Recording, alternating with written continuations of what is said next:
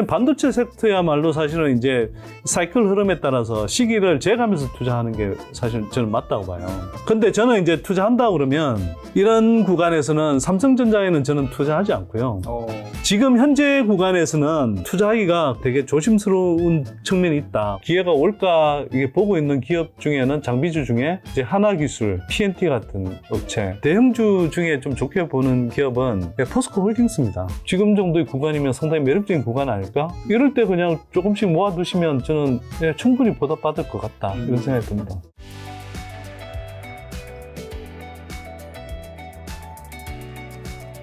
최근에 아주 2차 전지 시장이 워낙 너무 뜨겁고 그 뜨거운 열기도 또 좀 깔아앉고 하면서 아마 많은 개인 투자자분들이 또 심리도 요동치면서 소장님한테도 뭔가 많이 여쭤보고 할 것 같은데 요즘 좀 어떠세요? 저보다 배터리 아저씨 이야기를 훨씬 많이 하는데 제가 올린 동영상에도 주 댓글은 보면 절반 이상이 배터리 아저씨하고 같이 뭐 거의 아마 이제 같은 단짝으로 많이들 이해하시는 것 같고요. 그래서 2차 전지 관련해서도 이야기를 하는데 많은 분들이 구조적 성장 섹터라고 이제 이해를 해서 그런지 뭐 생각보다 그렇게 동요하는 느낌 잘 못 받는 것 같고요. 제가 보기에는. 그리고 주가 조정받으면 더 산다, 더 샀다 뭐 이런 식의 댓글이 오히려 많아서 대체로는 많은 분들이 좀 2차 전지 섹터 자체에 대해서는 그래도 많이들 이해하시고 좀 학습이 됐구나. 저는 그렇게 좀 생각을 하고 있는데 다만 이제 같은 이야기라도 주식 투자에 대한 뭐 제가 생각할 때 올바른 접근법을 익히고 있는 분하고 그렇지 않은 분이 받아들이신 건 좀 다른 것 같아서요. 사실 오늘은 제가 좀 요청드렸는데 주식 투자에 관해서 사실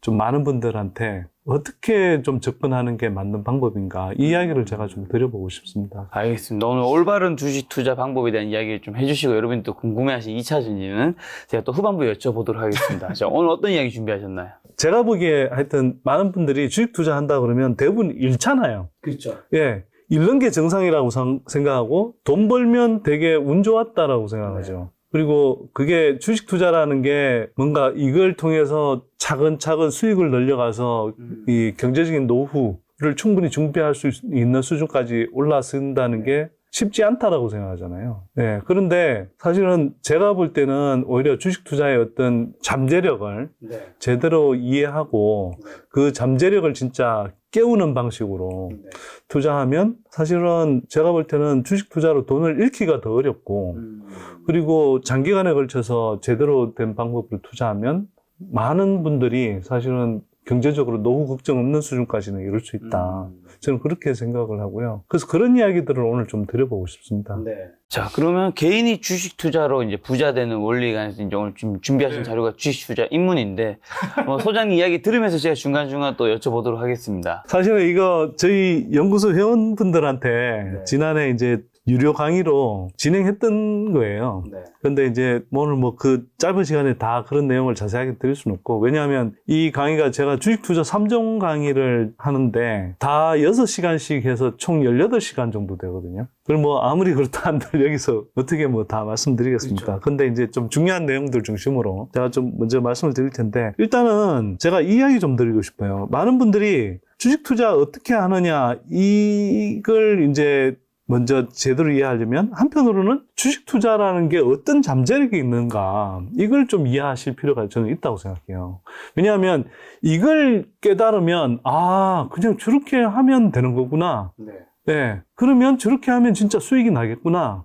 이런 생각을 하게 되는 거거든요. 근데 그게 굉장히 대단히 어려운 내용이 아니에요. 그래서 이걸 제가 좀 먼저 말씀을 좀 드려볼게요. 제가 엄청난 잠재력 이걸 이제 5가지로 좀 정리를 하는데 첫 번째, 주식 투자는 복리의 마법이 있습니다. 이건 뭐 저만 하는 이야기가 아니라 많은 분들이 이야기하시고, 특히 뭐 가장 뭐 투자의 대가라고 하는 워렌 버핏부터 이제 스노우볼 이펙트라고 하죠. 눈뚱이를 처음에는 이제 조그맣게 이제 굴려가다 보면 수익이 많이 안 나는 것 같아도 정말 이제 커지면 이게 눈덩이가 한 번만 굴려도 되게 큰 수익이 이제 발생하잖아요. 수익률 자체는 사실 뭐 떨어진다 하더라도 이게 이제 사실 복리의 마법을 가장 잘 설명하는 거거든요. 그래서 많은 분들이 그냥 장기간에 걸쳐서 10% 정도의 수익률을 연평균 계속 올릴 수 있다라고 하면 그게 사실 지속적으로 계속 그렇게 수익을 낼 수 있는 접근법을 익히기만 하면 그 다음에는 시간이 해결해 주는 거거든요. 그래서 이런 거죠. 예를 들어서 1,000만 원을 가지고 10%의 수익률을 올리면 사실 이거 수익이 100만 원밖에 안 되잖아요. 에게 이럴 수 있죠. 근데 그게 1억이면 1,000만 원이 되는 거고 10억이면 1억. 그다음에 그게 100억이면 10%만 벌어도 10억이 생기는 거잖아요. 사실 10억이라는 돈은 서울에 이제 웬만한 아파트 한 채를 살 수도 있는 금액이 되는 거잖아요. 그렇죠. 그래서 사실 근데 이제 10%를 꾸준히 낼 수 있는 이 실력만 키우면 이걸 평생에 걸쳐서 굴려가면서 눈덩이를 굴려가면서 굴리다 보면 이게 처음에는 1억으로 시작한 게 어느덧 10억이 될 수도 있고 나중에 뭐 100억까지는 아니어도 많은 사람들이 제가 볼 때 수십억 정도의 규모로는 키워갈 수 있는 잠재력이 저는 있다고 봐요. 그래서 이제 그걸 차근차근 설명을 드릴 텐데, 어쨌거나 이제 복리의 마법이라는 걸 설명드리기 위해서 제가 이제 뭐 조사해 놓은 걸 좀 말씀을 드리면, 1억의 자금을 가지고 그 연평균 20%로 수익을 계속 꾸준히 낼 수 있다고 치고 이걸 10년을 한다. 그러면 10년 후에 이게 원금이 얼마가 되냐 하면 6억 1,900만 원 정도가 됩니다. 이렇게 이야기하면 야, 워렌 버핏도 평생에 걸쳐서 연평균 20% 수익률을 못 내는데 네가 어떻게 내? 그리고 일반인이 보통 어떻게 내? 그렇죠. 이렇게 생각하실 수 있잖아요. 네네. 그 당연히 나오는 이야기고 사실은 어찌 보면 좀 쉽지 않은 이야기일 수도 있습니다. 그렇죠. 근데 제가 투자를 해보고 뭐 저만 해본 게 아니라 주위에 열심히 하시는 분들 이렇게 같이 좀 지켜본 결과로는 매년은 약간 들쭉날쭉 할 수 있어요. 근데 그 제대로 이제 좀 투자를 하면 어떤 해는 50% 수익이 나기도 하고 또 어떤 해는 뭐 수익이 안 날 수도 있죠. 그러나 평균적으로 해서 자금 규모가 아주 크지는 않을 때 한 10년 정도는 지나고 나면 진짜 연평균 20% 이상의 수익률을 꾸준히 내실 수 있다. 그거는 제가 이제 저도 그런 경험을 한 거지만 사실 많은 분들이 제가 그렇게 하시는 걸 봤거든요. 그래서 상당 부분 가능하다라는 걸 제가 좀 말씀을 드리겠고요. 근데 이걸 이제 하여튼 뭐 이렇게 이제 내는 방법에 관해서는 뒤에 자세하게 이야기 드리겠지만 어쨌거나 우리가 어떤 복리의 마법이라는 걸 설명해 드리기 위해서 제가 일단 말씀드리는데 20% 정도를 꾸준하게 수익 내실 수 있으면 1억이라는 원금이 10년 후에는 6억이 넘는다. 이걸 이해하시는 게 되게 중요하고요. 자, 이게 20년을 간다. 38억이 되고요. 30년을 간다. 237억 되고 40년이 된다. 1469억이 되고요. 50년 간다. 9,100억이 됩니다. 어마어마한 숫자가 되죠. 이걸 뭐 보통 개인이 이런 식으로 다 한다라고 제가 말씀드린 게 아니라 우리가 사실은 1년에 20% 예를 들어서 1년에 1억을 넣어서 20% 버는 경험은 한 번 정도는 해보실 수 있잖아요. 근데 그게 사실은 2천만 원 벌었다 해도 그것 때문에 큰 부자가 됐네 이런 생각은 안 드시겠지만 이게 복리의 마법이라는 게 어마어마한 거여서 우리가 생각하는 이상으로 어마어마한 금액으로 사실은 커질 수 있다는 걸 제가 그냥 보여드리고 싶어서 그런 겁니다. 자, 근데 워렌 버핏이 세계 최고의 부자잖아요. 그쵸. 투자자로서는. 근데 워렌 버핏이 지금 갖고 있는 주식 자산의 한 70% 가까이를 워렌 버핏이 65세 이후에 벌었습니다. 그리고 이게 무슨 이야기냐 하면 이게 워렌 버핏이 사실 수익률이 더 좋았을 때는 초기였던 10대 후반, 20대, 막 30대 이럴 때였거든요. 수익률은 어마어마했어요. 워렌 버핏이 이제 동영상 인터뷰한 내용을 보면 워렌 버핏이 지금 이제 굴리는 지금까지 이제 평생에 걸친 수익률이 대략 한 19% 정도 돼요. 근데 이게 사실 어마어마한 기록인데 워렌 버핏이 웃으면서 이제 하는 이야기는 자기가 젊었을 때는 정말 수익률이 잘 났지 이런 이야기를 하거든요. 그때는 워렌 버핏은 막 50%, 막 70% 연평균 수익률이 막 그랬던 것도 많을 거예요. 그리고 2, 3년에 걸쳐서 막 4배, 5배 막 이렇게 오르는 기업들도 숱하게 투자했을 것 같고요. 네, 그렇게 해서 이제 자금 규모를 키워가고, 근데 나중에는 이제 이게 자금 규모가 커지면 사실은 그만큼 높은 수익률을 어마어마한 자금 규모를 가지고 계속 올려가기는 힘들죠. 힘들죠. 네네. 그런데도 불구하고 워렌 버핏이 자기 수익의 70%를 65세 이후에 벌었다. 이 사람은 10살부터 투자한 사람이거든요. 이 이야기는 뭐냐면 이 복리의 마법 때문에 나중에는 정말 이제 눈덩이처럼 커져서 자산 규모가 여기에서 10% 수익만 내도 어마어마한 이제 자금들을 이제 계속 축적해 나가는 거죠. 그래서 제가 좀 드리고 싶은 말씀은 많은 분들이 이 복리의 마법을 좀 깨달았으면 좋겠다. 이 말씀을 우선 먼저 좀 드리고요. 약간 이게 이제 20%씩 50년씩 내는 건 워렌 버핏이나 하는 거니까 우리는 좀 목표치를 낮춰서 예를 들어서 수익률을 10% 연평균 내고 이걸 40년을 투자한다. 이렇게만 해도 얼마가 나오냐 하면 1억 원을 가지고 45억이 나와요. 그래서 40년 동안 꾸준히 투자해서 일정한 수익을 낸다. 그래서 더 보수적으로 하자고요. 그냥 한 5%만 수익을 낸다라고 해도 40년 투자하면, 장기적으로 40년을 투자하면 사실은 웬만한 사람들이 노후 걱정 안 해도 되는 수준의 수익은 내실 수 있다고 저는 봅니다. 그래서 그 기본적으로는 까먹지 않고 손실 보지 않고 장기적으로 지속적으로 투자할 수 있는, 이 힘을 키우시는 게 되게 중요하다. 이 말씀을 먼저 좀 드리고요. 그래서 아까 이제 이 말씀을 미리 드렸는데, 버핏이 주식 투자를 10살부터 시작해서 30살에 그 사람 순재산이 이제 100만 달러가 되는데 요즘 가치로 따지면 한 103억 정도 된답니다. 그런데 이분이 약 70%에 이르는 78조 원의 주식 자산은 60대 중반 이후에 늘린 것이다. 그만큼 사실은 수익을 내면서 장기간에 걸쳐서 투자하는 게 되게 중요하다라는 거죠. 많은 분들이 주식 투자를 하면 일확천금을 노려서 뭐 예를 들어서 어떤 종목 들어가서 그거 막 한 몇 배 올라서 막 신나서 이제 막 하고, 그런데 그게 초심자의 행운이라고 해서 그걸 지속하지 못한다고 하면 그걸로 사실 부자 되는 건 힘들거든요. 그렇죠. 근데 5% 10%라도 매년 꾸준히 그 정도 수익률을 올려서 장기적으로 복리의 효과를 누적해 가면서 투자하면 웬만한 사람이 사실은 부자가 될 수 있다. 그 말씀을 제가 좀 먼저 강조를 하고 싶고요. 그 다음에 주식 투자의 잠재력 두 번째 말씀드리고 싶은 건, 역시 이제 앞에 복리의 마법하고 연결되는 문제인데, 이 장기 투자의 마법이 있습니다. 이건 뭐냐면, 예를 들어서 우리가 투자를 해서 하루 안에 돈을 벌 확률, 즉 수익을 낼 확률이나 손실을 볼 확률은 대략 반반 정도라고 보죠. 뭐 그날 장이 오를 수도 있고 내릴 수도 있으니까. 근데 이렇게 하면 사실은 약간 뭐 그냥 동전 던지기랑 비슷한 확률처럼 그렇죠? 보이잖아요.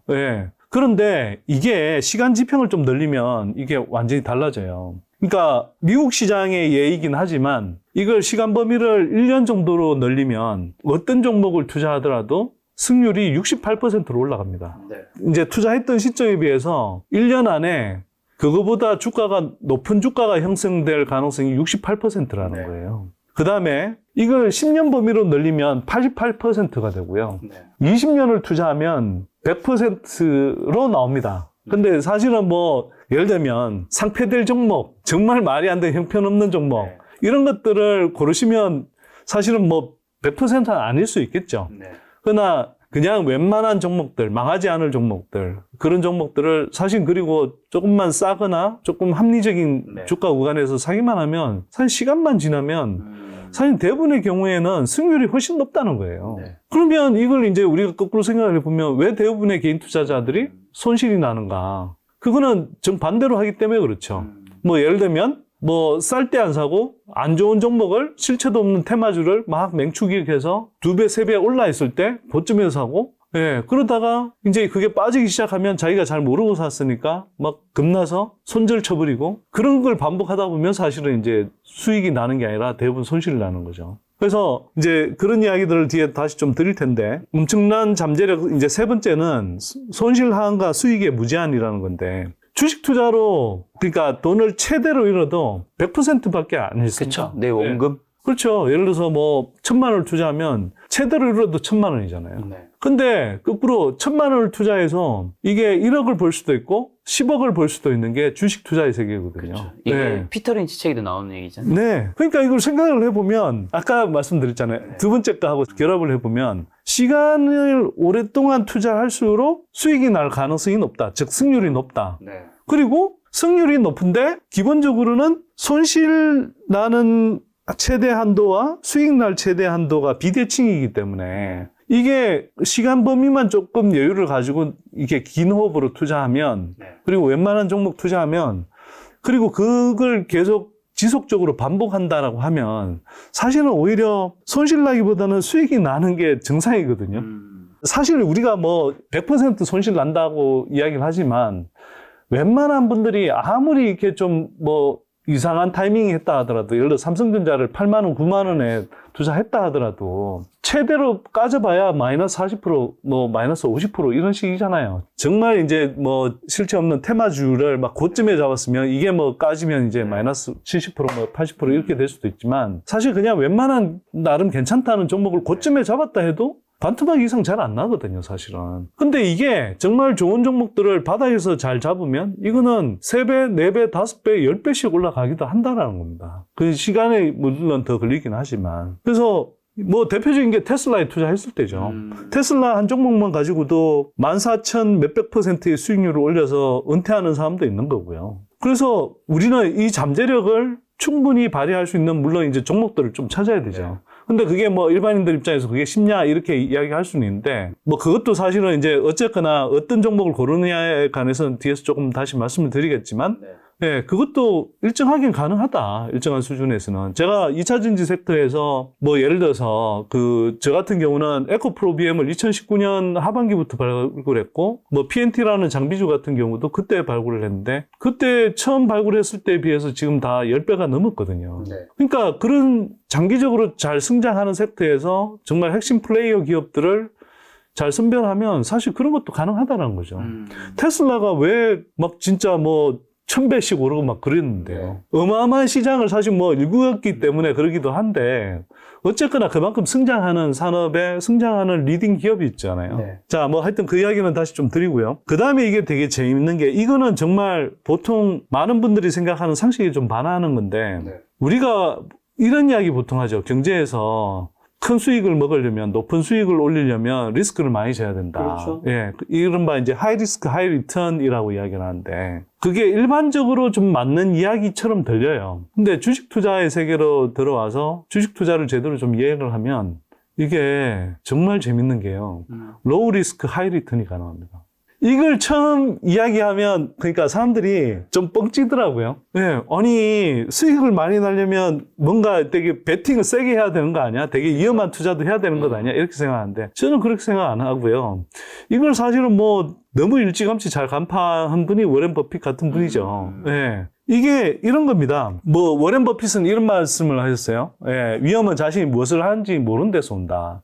사실 그 경제학적으로 정의하는 리스크의 뭐 의미는 좀 다르지만, 우리가 이제 보통 리스크라고 하면, 그래서 경제학적으로는 리스크를 뭐 줄이기 위해서 또는 뭐 분산한다는 의미로 이제 그래서 분산 투자 강조하고 뭐 이러잖아요. 근데 워렌 버핏이 하는 이야기는 달라요. 워렌 버핏은 예를 들어서 10종목, 20종목, 뭐, 이렇게 막 투자를 한다 하더라도 개인이, 이게 그 사람이 그 종목들을 모르고 그냥 너저분하게 20종목씩 담아있으면 그걸로 리스크가 방지되는 게 아니라는 거예요. 물론 종목 수가 많으면 그 자체로 일정하게 리스크를 분산하는 효과가 생깁니다. 네. 그런데 제가 사실은 저희 연구소 회원분들 중에 전에 리딩방 전전하고 오신 분 이렇게 봤는데, 수십 종목을 담았는데 다 마이너스 40%, 50%, 70% 이렇게 되는 상황을 봤어요. 그건 뭐냐면 리딩방에 작전에 끌려 들어가서 맨날 고점에 사고 물리고 그런 것들을 반복하니까 20종목이 됐는데도 평균이 마이너스 40%, 50%인 거예요. 그러니까 이게 사실은 그냥 종목 수를 늘린다고 무작정 리스크가 다 분산되는 건 아니고, 또 손실이 안 나는 것도 아니거든요. 그렇죠. 사실은 손실을 방지하는 가장 좋은 방법은 뭐냐면, 그 회사를 정말 잘 알아서, 예, 이 회사는 정말 어떤 본질 가치 또는 향후의 성장 잠재력 이런 것에 비해서 지금 너무 싼 구간이다, 이렇게 판단할 수 있는 능력이 있으면, 심지어는 뭐 이게 그렇다고 제가 한두 종목에 몰빵하라고 이야기하는 건 아니지만, 적어도 막 잘 모르고 20종목씩 갖고 있는 것보다 정확하게 잘 알고 정말 자기가 이 세상에 이 기업만은 정말 너무 잘한다 라고 생각하고 한두 종목을 담는 게 오히려 리스크가 훨씬 적을 수 있습니다. 뭐 요거보다요, 조금 최근에 좀 더 적절한 예를 이렇게 제가 들어드리면, 제가 이제 에코프로비엠을 예를 들어서 한번 좀 말씀을 드려볼게요. 그 에코프로비엠 이제 지난해 하반기 경우에 제가 이제 뭐 저희 유튜브를 통해서나 뭐 저희 회원분들한테는 이게 되게 지금 싼 구간이기 때문에, 그리고 이 하방 리스크는 별로 없으면서 예, 주가 상승 여력은 되게 커 보이기 때문에 좀 비중을 실어서 투자해 두면 상당히 수익이 날 것 같다. 이렇게 좀 강조를 많이 했었거든요. 근데 뭐 실제로 지난해 뭐 하반기 중에 뭐 특히 연말에도 마찬가지고 이게 10만 원 아래 거의 뭐 9만 원 정도까지 내려갔었던 적이 많아요. 예, 상당 기간 동안 9만 원 아래에서도 놀았거든요. 기본적으로 하여튼 10만 원 미친 그 주가를 기록한 경우들이 많아요. 근데 그 에코프로 BM이 지난해 애널리스트 분들은 연초에 에코프로 BM의 매출을 대략 한 2조 원 후반에서 3조 원 초반대로 이렇게 추정을 할 때 실제로 지난해 매출이 얼마나 났냐면 5조 3천억 이상 났고요. 영업이익은 3,807억 났습니다. 그래서 애널리스트들이 추정하는 거에 비해서 어마어마하게 늘어났고 또 한편으로는 전년 대비 2021년에 비해서 대략 매출, 영업이익 다 3배 이상 늘어났거든요. 근데 매출, 영업이익 3배 이상 이렇게 가파르게 늘어난 구간에서 주가는 오히려 이렇게 흘러내렸단 말이에요. 그러면 이런 구간은 사실 이 구조적 성장 섹터에 들어와 있고 거기에서 핵심적인 소재인 양극재 1등 기업인 에코프로 BM이 이렇게 주가 조정을 받고 있다는 것은 한편으로는 여기서는 추가로 주가가 더 내려갈 여력이 크지 않으면서 반면에 이게 실적 좋아진 것이 반영되기 시작하면 주가가 큰 폭으로 오를 수 있다. 이런 식으로 볼 수 있는 거죠. 그러면 이런 구간이 바로 이제 로우 리스크, 하이 리턴 구간인 거죠. 이때는 그냥 시간만 기다리면 됩니다. 투자해놓고. 그래서 예를 들어서 9만 원, 10만 원 정도에 투자를 해놓고 그리고 나서 비중을 실어놓고 그 다음에는 시간만 기다리면 올라가는 거죠. 그래서 물론 이제 올해 들어와서 워낙 이제 2차 전지 섹터가 좀 주목을 받았기 때문에 어쩌면 상당히 단기적으로 가파르게 올라간 측면도 있지만 이게 속도가 조금 더 빠르냐 느리냐의 문제지 저는 지난해 하반기에 9만 원, 10만 원 수준에서의 주가라면 이거는 그냥 언제 가도 갈 수밖에 없는 구간이었다. 이렇게 생각이 되고요. 그게 그렇다고 막 2년, 3년씩 걸리지가 않죠. 구조적 성장 섹터이기 때문에. 그래서 특히나 뭐 지난해부터 이제 이미 뭐 그런 이야기들이 나왔지만 미국 IRA 뭐 법안 이제 통과되고 하면서 미국 시장이 이제 한국 배터리 산업에 본격적으로 열린다는 걸 알 수가 있었잖아요, 사실은. 그런 것들을 생각하면 모멘텀도 충분하고 실적도 성장하고 근데 주가는 눌려 있었고 이런 게 이제 제가 볼 때는 로우 리스크, 하이 리턴 구간이라는 거죠. 이게 근데 여러분들이 막 잘 모르고 10종목, 20종목 그냥 어디 뭐 기동량에서 듣고 뭐 유튜브에서 이야기한다고 듣고 뭐 저까지 포함해서 선대인이 뭐라 하고 뭐 박순혁 이사가 뭐라고 해서 좋아서 골라 담았다. 이렇게 그달기로 아는 것보다 정말 자기가 진짜 공부해서 한 종목이라도 잘 추적하고 있으면 이게 보이는 거예요, 이게. 예를 들어서 이걸 조금 더 많은 분들이 더 이해하기 쉽게 말씀을 드리면 사실은 제가 2차 전지 섹터를 많이 강조하고 그랬지만 사실 그리고 그 반도체 같은 경우도 예를 들어 삼성전자가 5만 원대로 갔을 때 저는 사실은 뭐 이렇게 기회비용 측면에서 2차 전지 섹터 중에 더 좋은 기업들이 많고 수익을 그 같은 시간 범위 안에 더 많이 내줄 기업이 많아서 사지는 않겠지만 삼성전자 5만 원대 구간 정도면 사실은 시간만 기다리면 이게 2배 이상 오를 수 있는 구간이다. 2년이 걸리든 3년이 걸리더라도 제가 그 이야기를 했거든요. 그러면 삼성전자를 한번 예를 들어보자고요. 여러분들이 삼성전자라는 회사는 잘 몰라도 워낙 이제 뭐 이 회사는 망하지 않을 기업인 거 뻔히 알고 그래도 뭐 웬만한 사이클이 있다는 건 알잖아요. 그러면 삼성전자가 예를 들어서 5만 원 구간이다. 사실 싼 게 맞죠. 근데 이게 삼성전자가 8만 원대도 기록했던 게 5만 원은 뭐 예를 들어서 계속 내려가네 이렇게 그 당시에 생각했을 수 있지만 5만 원이 아니라 이게 예를 들어서 3만 원까지 내려갔다고 한번 생각해 보시자고요. 사시겠어요? 안 사시겠어요? 사야죠. 거의 어쩌면 뭐 이건 나는 사실 뭐 스몰캡은 잘 모르겠고 정말 우량 기업에만 투자하고 싶은데 삼성전자가 3만 원까지 떨어졌어. 사실은 시간을 조금만 기다릴 수 있는 사람이면 3만 원대면 진짜 그리고 우량 기업 위주로 투자한다라고 생각하면 그냥 몰빵해야죠, 사실은. 근데 3만 원까지는 가지는 않지만 제가 이 이야기를 드리는 이유는 뭐냐면 어떤 기업을 여러분들이 정말 잘 알고 계속 팔로우업을 하다 보면 이 기업이 정말 어이없게 그러니까 8만 원도 기록했던 게 4만 원, 3만 원까지 떨어진 것처럼 보이는 그런 주가 구간이 있다는 거예요. 예를 들어서 에코프로 BM으로 다시 한 번만 돌아가 보면 아까 하반기 이야기만 했지만 2022년 초에는 지금 기준으로 하면 대략 한 뭐 장중에 일시적이지만 그때 압수수색, 에코프로비엠에 대한 압수수색이 진행된 게 그때 처음 나왔어요. 그때 장중에 지금 가격으로 치면 거의 뭐 6만 원 후반대까지 떨어졌었거든요. 지금 생각하면 너무 사실은 좋은 가격이죠. 네. 그때도 이게 이제 압수수색이 이제 벌어지고 하면 사실은 사람들이 놀랄 수 있는데 제가 좀 사태를 알아보니 이게 뭐 에코프로비엠의 장기적인 성장성을 훼손할 그런 게 아니어서 저 같은 경우는 그때도 이거는 분명히 지금 사야 될 구간이다. 그렇게 이야기하고 개인적으로도 샀죠, 사실은. 네. 그러니까 사실 그런 게 뭐 일시적이지만 어떤 이유에 의해서든 그런 경우들이 생겨요. 예. 그럴 때 사실 비중 실어서 투자하면 사실 굉장히 안전하게 수익을 내기 쉬운 구간이 있다라는 것이고요. 그래서 이야기가 사실 이번 그 카테고리를 이야기하면서 제가 조금 말이 길어졌는데, 예, 주식 투자의 엄청난 잠재력 중에 하나는, 예, 하이 리스크 하이 리턴이 아니라 로우 리스크 하이 리턴이라는 게 가능하다는 거예요. 거꾸로 주식 투자에서는 예, 어떻게 생각해 보시면 하이 리스크 로우 리턴이 사실은 비일비재해요. 예를 들면 예를 들어서 테마주다 이런 것들이 되게 고점으로 갔잖아요. 예를 들어서 위메이드 같은 경우에 뭐 한 20 몇만 원까지 갔다. 또는 지금 제가 볼 때는 로봇 관련 주주들 중에서도 매출이 한 해 통틀어서 110억, 120억 밖에 안 나오는데 시총이 2조 넘어가 있는 회사 이런 거 있거든요. 뭐 어느 대기업에서 이제 이거 투자한다, 지분 투자 좀 한다고 그래서 막 이제 그렇게 넘어가 있는 회사가 있는데 근데 묘하게도 이런 것도 매도 리포트가 전혀 안 나와요, 증권사에서. 신기하죠. 오히려 추천 보고서 나오고.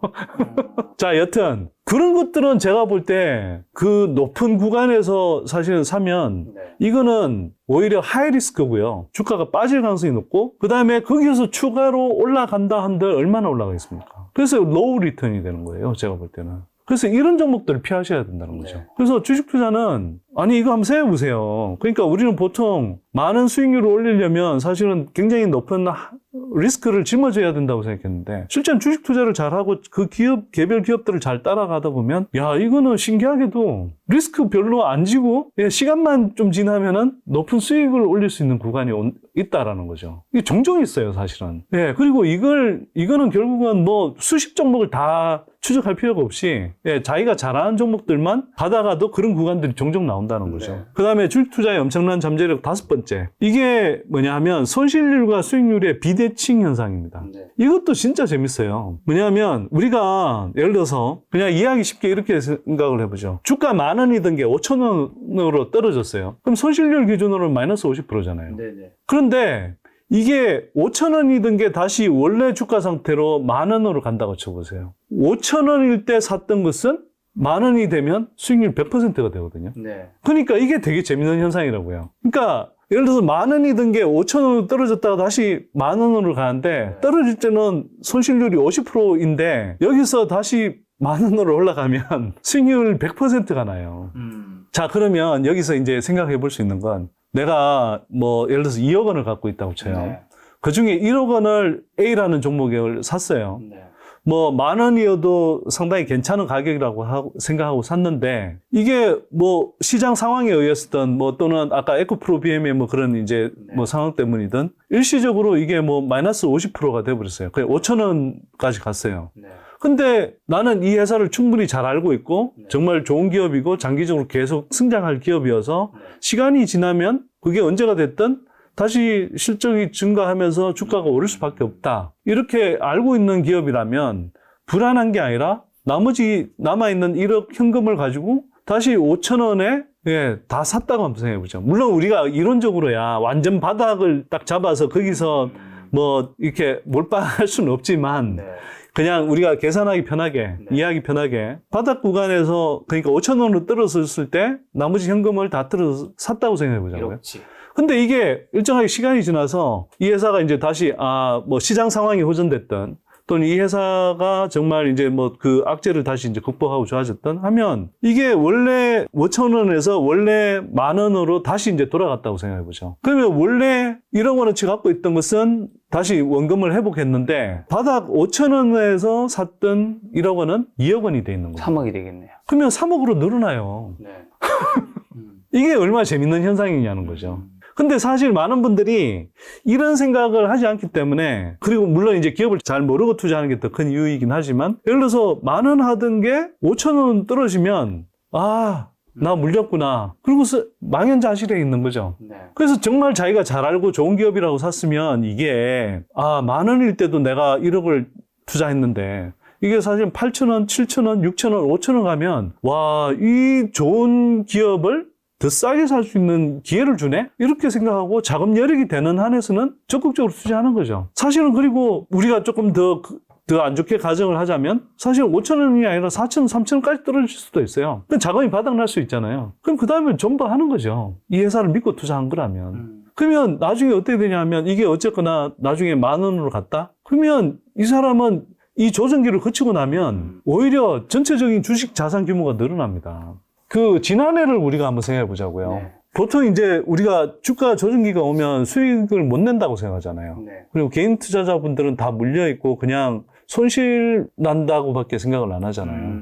근데 물론 이제 뭐 종목을 어느 정도 잘 고르는 것하고도 연관이 있겠지만 우리가 이제 좀 생각을 해보시면 이게 이제 2022년 1월부터인데 예, 이때부터 따져서 뭐 지난해 끝날 때까지 제가 그때 대충 보니까 주가가 떨어지는데 그냥 일직선으로 쭉 떨어진 게 아니잖아요. 네. 예, 이렇게 떨어지는데도 계속 떨어졌다가 다시 약간 반등했다가 다시 떨어졌다가 반등했다가 다시 떨어졌다가 이걸 한 5차례 반복을 하더라고요. 그러면 이제 이 구간에서는 이렇게 전개된다는 걸 사실은 어느 정도 이해한다고 하면 사실 저는 이제 예전에 이제 그 어떤 조정기 때 그 하락기 때 어떤 패턴이 이렇다는 걸 대충 알기 때문에 그러면 이런 구간에서 이제 앞에 제가 설명드렸던 것이 굉장히 유용하게 작동을 하죠. 어떤 식이냐 하면 예를 들어서 이때는 사실 좀 제가 중장기적인 투자를 강조하긴 하지만 상대적으로 조금 호흡을 짧게 가져가라고 제가 이때는 이야기를 합니다. 네. 방망이를 짧게 잡고. 그래서 이런 경우에는 예를 들어서 어느 정도 이제 수익이 났을 때는 정말 좋은 종목이라고 생각하면 종목을 다 팔라고 말씀은 안 드리지만 한 20, 30% 정도는 좀 수익을 실현하고 그 다음에 이게 조정이 오잖아요. 네. 조정이 오면 비교적 조정 구간에서 다시 20, 30% 수익 실현했던 걸 가지고 또 열심히 최대한 사요. 근데 이렇게 말씀을 드리면 네가 무슨 뭐 꼭지점과 바닥을 어떻게 하냐 이렇게 이야기하실 수 있는데 제가 말씀드린 건 저도 그걸 정확하게 알 수는 없습니다. 알 수는 없는데 어떤 전체 시장 흐름 속에서 어떤 개별 기업을 여러분들이 열심히 추적하다 보면 아 이때는 얘가 조금 상대적으로 오버슈팅하네 이런 구간이 있고 그러면 거기에서 꼭 뭐 꼭지점에서 다 수익 실현할 수는 없지만 네, 어느 정도 수익을 일단 실현해 놓고 그런 다음에 조정이 오잖아요. 그러면 조정이 올 때 조정이 오는 깊이만큼 분할해서 또 사는 겁니다. 물론 뭐 완전 바닥을 다 못 잡을 수 있어요. 네, 저 경우도 성격이 좀 급해서 그런지 바닥 이전에 이미 다 사버리는 경우들이 많더라고요. 근데 그래도 상관없습니다. 대체로 이런 과정을 반복하고 나면 아까 말씀드렸던 그 원리에 따라서 손실 같은 금액이 10,000원에서 5,000원 떨어졌다가 다시 10,000원을 회복하는 이 과정을 반복하면 손실률과 수익률이 비대칭으로 이렇게 형성이 되기 때문에 기본적으로 조정 구간에서도 이런 패턴으로 이렇게 반복을 하다 보면 기본적으로 수익이 나요. 네, 그래서 저 같은 경우는 지난해에도 사실 뭐 전체 포트가 상당히 큰 규모임에도 불구하고 하여튼 몇십 % 수익률을 올렸고요. 저희 회원들 경우에도 나중에 이렇게 좀 설문을 해보니까 지난해 사실은 보통 지수가 한 20%, 30% 가까이 조정받았는데 저희 연구소 회원들은 평균이 그래도 똔똔, 손실은 거의 안 난 그런 정도로 됐거든요. 즉 시장 수익률을 한 20% 이상 앞섰다는 거잖아요. 그러니까 조정 구간도 그렇게 그칠 수 있다는 거죠. 그래서 이런 원리들을 제가 이제 앞에서 그 주식 투자의 뭐 엄청난 잠재력이라고 말씀을 드렸는데 이런 것들만 이해를 하고 투자를 하셔도 예, 많은 분들이 손실 날 확률을 굉장히 많이 줄일 수 있고 아, 수익 올릴 수 있는 어떤 원리들을 상당 부분 이해하실 수 있다는 거죠. 그래서 제가 이제 여기서 일단 뭐 좀 이야기가 길어졌는데 조금 뭐 중간 마무리를 좀 하자면 우리가 여기서 얻어야 될 교훈 네, 크게 두 가지로 말씀을 드리면 올바른 접근법으로 투자하면 주식 투자로 돈을 잃기가 더 어렵다는 겁니다. 그 올바른 접근법이라는 건 뭐냐면 좋은 기업을 시간에 기대해서 투자하면 된다. 그리고 또 한편으로는 이렇게 좋은 기업을 올바른 접근법을 사용해서 장기간에 걸쳐서 투자하면서 그 수익을 누적시켜가면 제가 볼 때는 누구나 부자가 될 수 있다. 근데 이렇게 이야기하면 야, 저게 뭐 말은 쉽게 하네 이렇게 또 분명히 댓글 달릴 것 같아요. 근데 말이 훨씬 쉽죠, 행동보다는.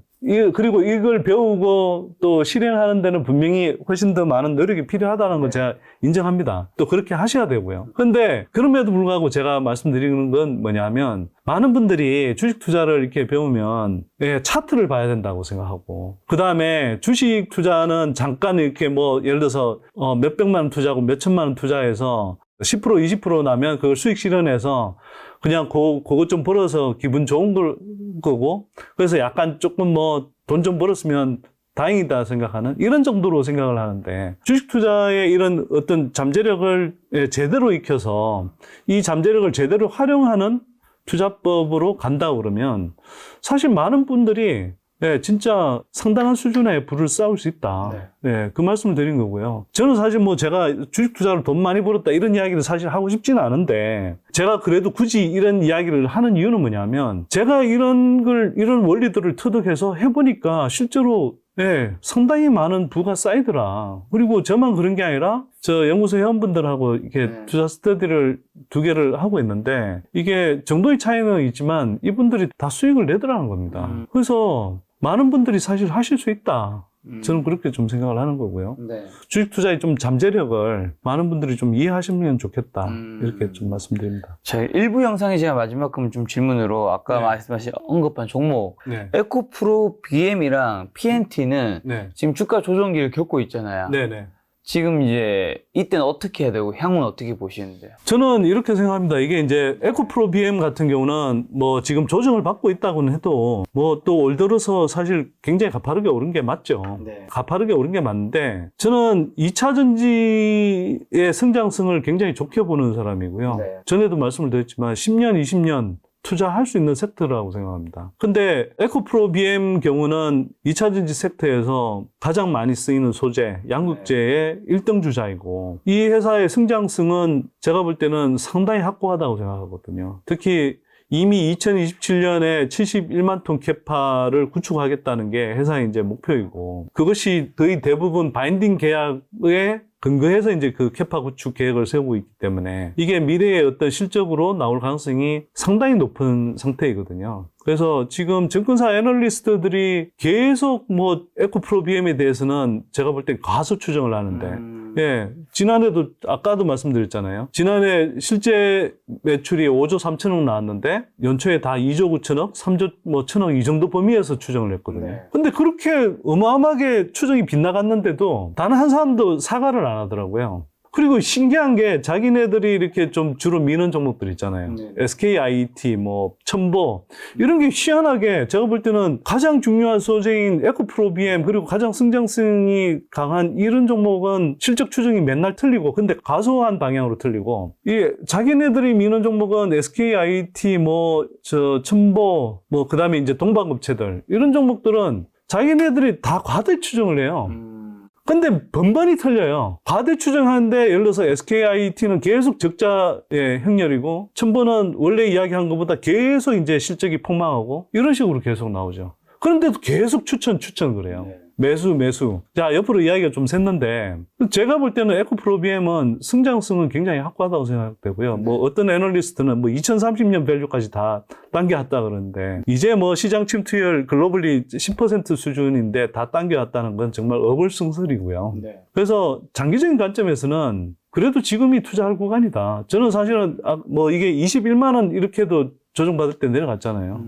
저는 그때도 더 샀고, 뭐 저희 유튜브에서도 가능하면 이렇게 뭐 조정받을 때 좀 사시라 이렇게 말씀을 드렸는데, 구조적 성장 섹터고 많이 올랐다고는 하지만, 구조적 성장 섹터는 조정 오지 않으면 사기 힘든 경우들이 많습니다. 에코프로 BM 지난해 1년 동안 조정받았잖아요.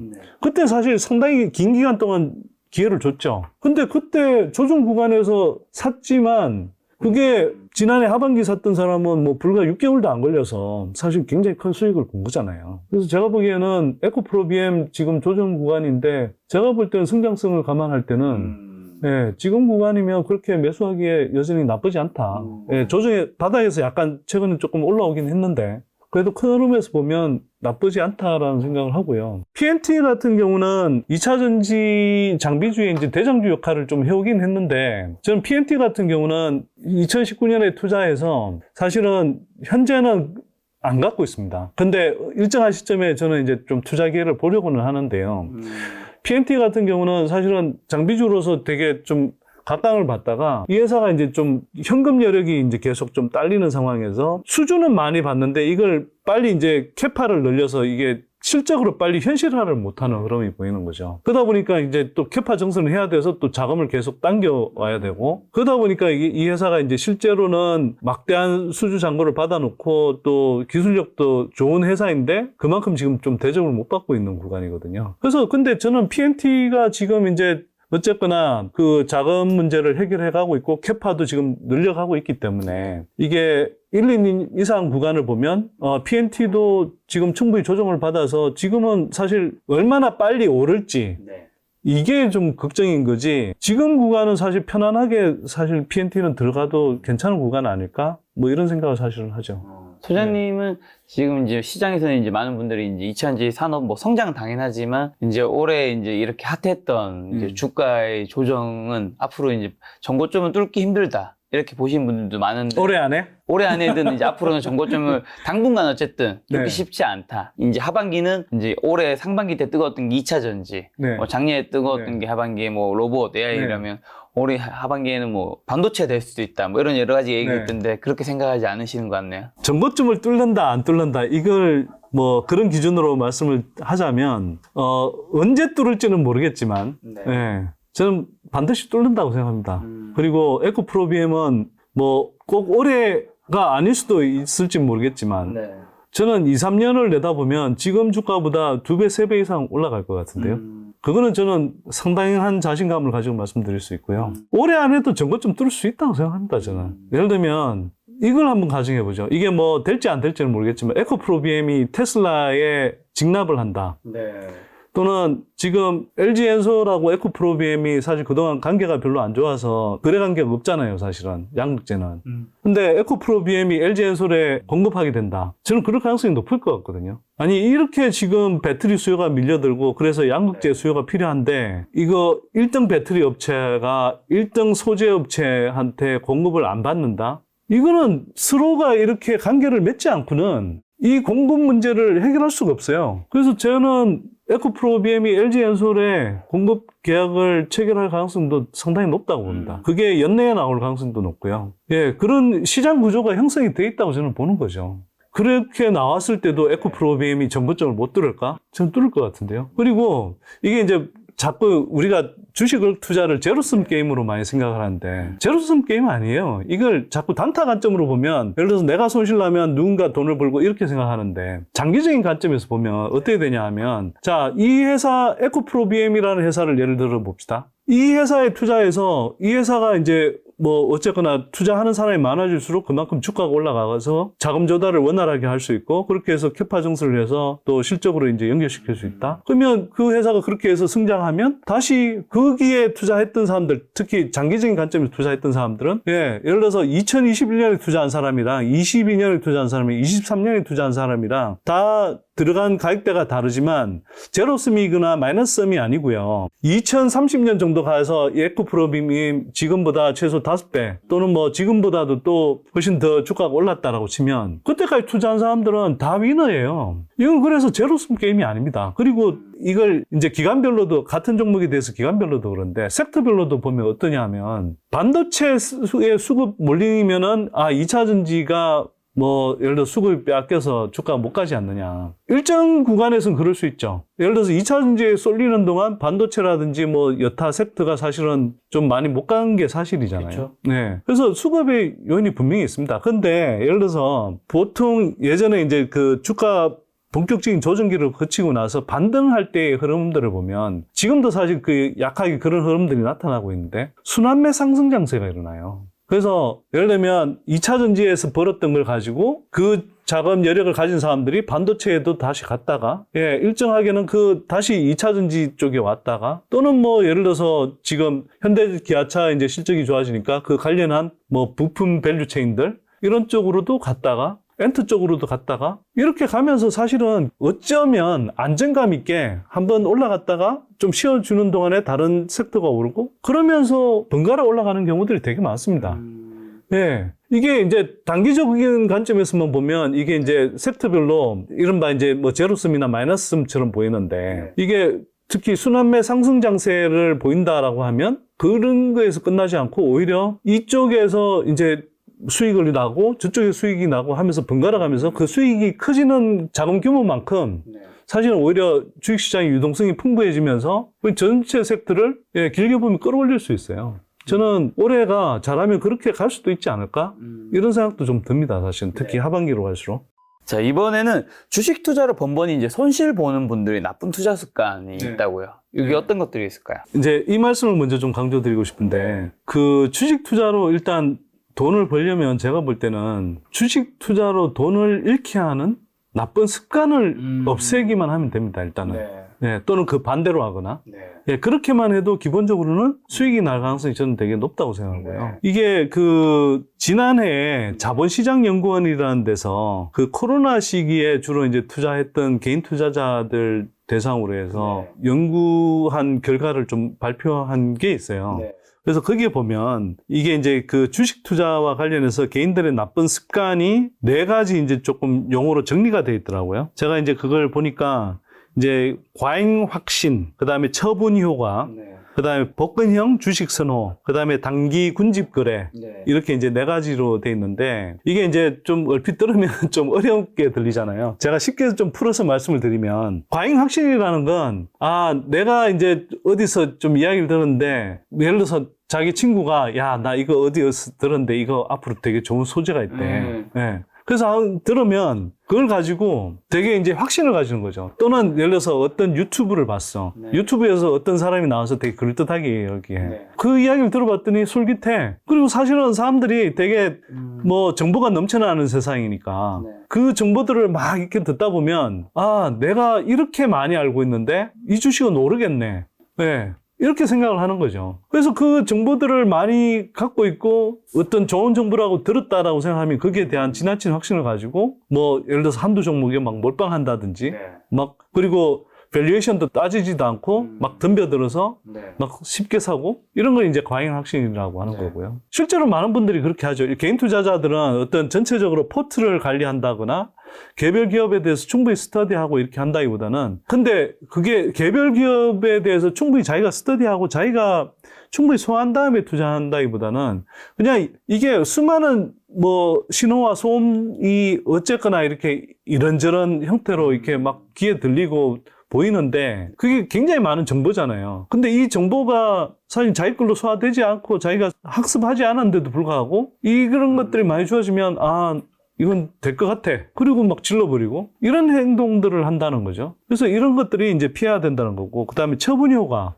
이건 뭐냐면 제가 보니까 많은 개인 투자자들이 반대로 하고 있어서 참 안타까운데 보통 이런 이야기를 하잖아요. 이게 사실은 제가 이렇게 쭉 보니까 개인 투자자들의 많은 분들이 손실은 잘 견뎌요. 근데 수익을 잘 못 견디더라고요. 그렇죠. 확정하고 싶죠. 예, 뭐냐면 잘 말씀을 하셨는데 확정. 예, 수익은 조금만 나도 처분을 해서 이걸 그래서 처분 효과라고 하는데 예, 빨리 확정을 짓고 싶은 거예요. 20% 30% 오르면 이것도 이 수익 또 날아갈지도 모르니까 여기서 확정을 해야지. 20% 30% 먹고 끝내버려요. 문제는 그게 아까 말씀하신 주식이 잠재력 세 번째에서 손실을 하는가 수익이 무제한에서 수익이 무제한을 끊어버리는. 그렇죠. 정확하게 역시 김 작가님 다르시다. 하나를 말씀드리면 이미 두셋을 알고 계시는. 예, 그러니까 이게 수익의 상방이 훨씬 높단 말이에요. 그렇죠. 예를 들어서 제가 에코프로비엠 말씀드렸는데 에코프로비엠을 추천한다 이 의미보다 어쨌거나 2차전지에서 이제 대표적인 투자 종목 중에 하나니까 제가 뭐 사람들이 잘 아실 거라고 생각해서 말씀드렸는데 에코프로비엠 같은 경우에 2019년 하반기 정도의 가격이면 지금보다 15분의 1 정도도 안 되는 가격이거든요. 그러면 이게 정말 2차전지 섹터가 향후에 굉장히 계속 뻗어나갈 거라는 걸 알고 여기에서 양극재 가 얼마나 중요한 소재로 쓰일지 알고 그리고 에코프로 BM이라는 회사가 이런 쪽으로 얼마나 준비가 잘 돼 있어서 기술력이 있고 잘 갈 수 있는지 이런 것들에 대한 이해가 어느 정도 있었다고 하면 야, 이걸 굳이 자꾸 중간중간에 사고 파느니 10년, 20년 가져가보자 이렇게 생각할 수 있는 거잖아요. 근데 그게 아니라 이걸 잘 몰라. 근데 에코프로빔을 어떻게 들었어. 그리고 2차전지 앞으로 커진대, 그 당시에. 예, 그래서 투자했는데 이게 이제 뭐 어쨌거나 한 20%, 30% 올랐어요. 그러면 사람들이 보통의 경우는 그냥 팔아버린다는 겁니다, 이게. 실제로는 10배, 20배, 뭐 장기적으로 보면 그때에 비하면 뭐 30배, 40배까지 오를 수도 있는 기업인데 팔아버린다는 거예요. 그런데 거꾸로 뭐 예를 들어서 삼성전자를 8만 원에 샀어요. 그래서 물론 이제 뭐 그 1년 이상 들고 있고 하면 지금 바닥치고 다시 오르는 구간으로 가고 있지만 뭐 어떤 분들이 예를 들어서 자기가 잘 모르는 종목인데 샀어요. 샀는데 상대적으로 되게 고점에 샀어. 네. 대표적으로 SKIT 같은 종목, 이거는 코로나 시기에 이제 유동성 풍부할 때 기관들이 엄청 뛰어가면서 이제 이른바 공모주 장사하기 위해서 이제 엄청 뛰어서 부풀려서 이제 상장을 하다 보니 사실 거기에 물린 사람들이 되게 많거든요. 그래서 이게 주가가 21만 원 막 이럴 때 이제 사신 분들이 많을 거예요. 근데 이게 사실은 분리막이라는 소재가 그렇게 광범위하게 쓰이는 소재가 아니고 성장성이 약하기 때문에 제대로 알았다면 처음부터 사지도 않았겠지만 샀다고 하더라도 다시 스터디를 쭉 해보면 아, 이 회사는 지금 너무 고평가되어 있는 구간이구나 이렇게 생각해서 사실은 마이너스 20% 30% 떨어진다면 그때라도 알았다면 손절을 하는 게 맞거든요, 사실 이런 거는. 근데 그게 아니라 사람들이 이런 거는 샀더라도 계속 갖고 있죠. 버티는 겁니다, 이게. 그래서 많은 분들이 사실은 이게 아까 말씀드렸듯이 예, 주식 투자는 손실의 최대폭이 100이고 100%고 수익의 최대폭은 이론적으로 사실 무한대까지 거의 무한대까지 될 수도 있는데도 이걸 활용하는 것과는 정반대로 움직이더라는 거죠. 수익은 조금 나면 예, 확정해버리고 손실은 나면 그걸 최대한 버틴다. 근데 이게 이제 이른바 행동경제학에서 이야기하는 손실 회피 심리하고 되게 맞물려 있어요. 아니, 손실 회피 심리가 왜 손실폭을 키우는 거지? 사람들이 이렇게 생각하거든요. 그냥 내가 계좌상에서 마이너스 20%, 마이너스 30%, 마이너스 40% 난 건, 예, 이건 내가 손실을 확정하기 전까지는 손실이 아니라고 생각하는 거죠. 그래서 그걸 계속 들고 있어요. 그래서 그게 이제 계속 사람들은 의도하지 않게 버티기가 되는 거고요. 자, 근데 여기서 이제 그러면 조금 헷갈릴 수 있어요. 아까 앞에서는 그러면 어떤 기업이 좋은 기업일 때 이게 10,000원이다가 5,000원 되면 더 사라고 하지 않았냐. 이거는 결국은 기준은 뭐냐 하면 여러분들이 잘 알고 투자한 경우에 정말 좋은 기업인데 그 회사에 큰 문제가 없는데 어떤 주가가 떨어진 거라면 그때는 더 사는 게 맞죠. 근데 어떤 기업을 샀는데 여러분들이 잘 모르고 샀거나 또는 알고 샀는데 처음 샀을 때에 비해서 판단이 달라져서 이 회사가 되게 알고 보니 좀 나빠졌네 또는 나빠지고 있네 이런 거면은 그때는 그 상황에 맞춰서 그 판단을 업데이트 해가면서 사실은 정리하는 게 맞거든요. 근데 그걸 못 한다는 거죠, 사람들이. 그래서 처분 효과라는 건 예, 주식 투자의 어떤 아까 제가 말했던 잠재력을 완전히 거꾸로 이용하는 방법이다. 이렇게 제가 말씀을 드린 거고요. 그 다음에 세 번째로 말씀드린 게 이제 복권형 주식 선호. 복권형 주식 선호라는 건 말 그대로 됐다 하면 뭐 로또, 일확천금을 꿈꾸는 식으로 이렇게 투자한다는 겁니다. 예를 들어서 바이오 종목 중에 박셀바이오라는 게 있었어요. 네. 그게 뭐 2021년쯤에 뭐 엄청난 이제 뭐 바람이 불어서 뭐 저점 대비해서 20몇 배가 올랐을 거예요, 아마 기억에. 네. 근데 그때 오른다 하면서 물론 뭐 초기에 들어갔던 사람들은 다행이었겠지만 이게 막 정말 그 고점 무렵에서도 엄청나게 많은 사람들이 거래량이 일어나면서 엄청나게 많은 사람들이 샀거든요. 저는 사실 뭐 지금 주주인분들한테 미안한 이야기인지 모르겠지만 저는 박셀바이오는 처음부터 사기주의였다고 생각합니다. 뭐 제가 볼 땐 그 증권사 리포트도 굉장히 문제가 있었는데요. 그 연구원이 쓴 거. 그 나중에 사실은 이거 조사받아야 될 정도의 그런 리포트였다고 생각합니다. 네. 근데 굉장히 좀 그 사람들 판단을 오도할 수 있는 그리고 좀 은밀한 어떤 임상 결과가 아닌 것을 가지고 완전 간해가 일어났다고 하면서 그게 이제 계속 막 퍼지면서 엄청나게 주가가 뛰었거든요. 근데 많은 분들이 왜 그걸 뛰냐? 정말 잘 알고 이 회사가 정말 성장할 거라고 생각했을 때였냐? 어느 단계부터는 이게 주가가 오르니까 들어간 겁니다. 오르니까 이게 이렇게 가파르게 오르는데 이게 한동안 계속 가겠지. 그러면서 진짜 이거는 뭐 그냥 뭐가 되든 뭐 되면 되고 뭐 되면 대박 안 되면 쪽박 뭐 이런 심정으로 그냥 진짜 도박하는 심정으로 들어가는 거예요, 이런 거는. 그래서 많은 분들이 그 고점에 물렸어요, 사실은. 근데 이러시면 안 된다는 거예요. 물론 운 좋게 뭐 꽤 많이 오른 구간에서도 들어가서 중간에 다시 뭐 몇 배 더 수익을 내고 빠져나오실 수 있는 분들이 있지만 사실 제가 볼 땐 경험적으로 그런 분들이 드물거든요. 그래서 이렇게 투자하시면 안 된다. 이렇게 말씀드린 거고요. 그 다음에 단기 군집 거래는 뭐냐 하면 이른바 이제 시황이 좀 좋았을 때 예를 들어서 코로나 시기에 유동성이 이렇게 막 넘쳐날 때 이럴 때 사람들이 와 몰려서 이제 투자를 하죠. 그때는 뭐 우리가 그때 이제 막 삼성전자 10만 원 간다, 10만 원 간다 하고 현대차도 막 주가 막 띄우고 막 그랬었잖아요. 그래서 사람들이 와 몰려들고. 그래서 유동성이 넘쳐날 때는 사람들이 많이 몰려들어요. 근데 보통은 그렇게 사람들이 많이 몰려들어서 살 때는 비싸죠.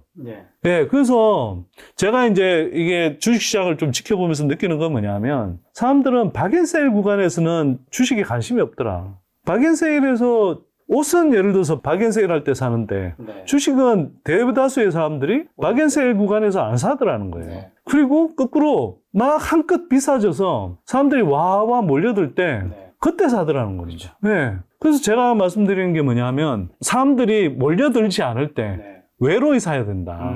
관심이 없을 때 사야 된다. 이걸 이제 흔히 뭐 역발상 투자라고도 많이들 이야기하는데 근데 역발상 투자라는 게 꼭 뭐 이게 또 잘못 오해가 돼서 정말 계속 소외돼 있을 종목을 골라서 계속 오래 갖고 있는 이런 걸로 생각하실 필요는 없고요. 뭐 예를 들어서 아까 에코프로비엠도 말씀드렸지만 이렇게 실적이 잘 성장하고 언제 가도 갈 수밖에 없는 기업인데 상대적으로 시장이 시들하거나 그래서 사람들 관심이 없거나 또 수급이 빠져 있을 때 그럴 때 그냥 사는 거죠. 저희 연구소 뭐 올해 탑픽 중에 하나인 근데 이제 이미 주가가 많이 올라서 뭐 추천하는 의미로 언급하는 건 아니지만 예를 들면 코스모 신수제 같은 경우도 지난해 4만 원대 이럴 때는 정말 사실 뭐 상대적으로 수급도 안 들어왔고 상대적으로 시장에서도 또 소외돼 있었던 거죠. 지금 구간하고 비교하면. 근데 그러다가 이 기업이 이제 주목을 받으면서 이제 막 몇 배가 지금 올라온 상태인 거잖아요. 그러니까 이런 식으로 이제 좀 판단하시면 좋다는 거죠. 이게 남들이 자꾸 관심 없을 때 시장이 빠진다라고 할 때 그 사실 지난해 같은 때가 잘 생각을 해보시면 뭐 당장은 이렇게 수익이 안 나고 또 당장 자기 계좌에 있는 그 기업들의 뭐 수익률도 점점 빠지거나 손실이 나서 뭐 스트레스 생기고 뭐 속상할 수 있지만 거꾸로 보면 자금 여력이 있는 한 이게 좋은 종목들을 되게 싸게 살 수 있는 구간이거든요. 그럴 때 적극적이어야 돼요.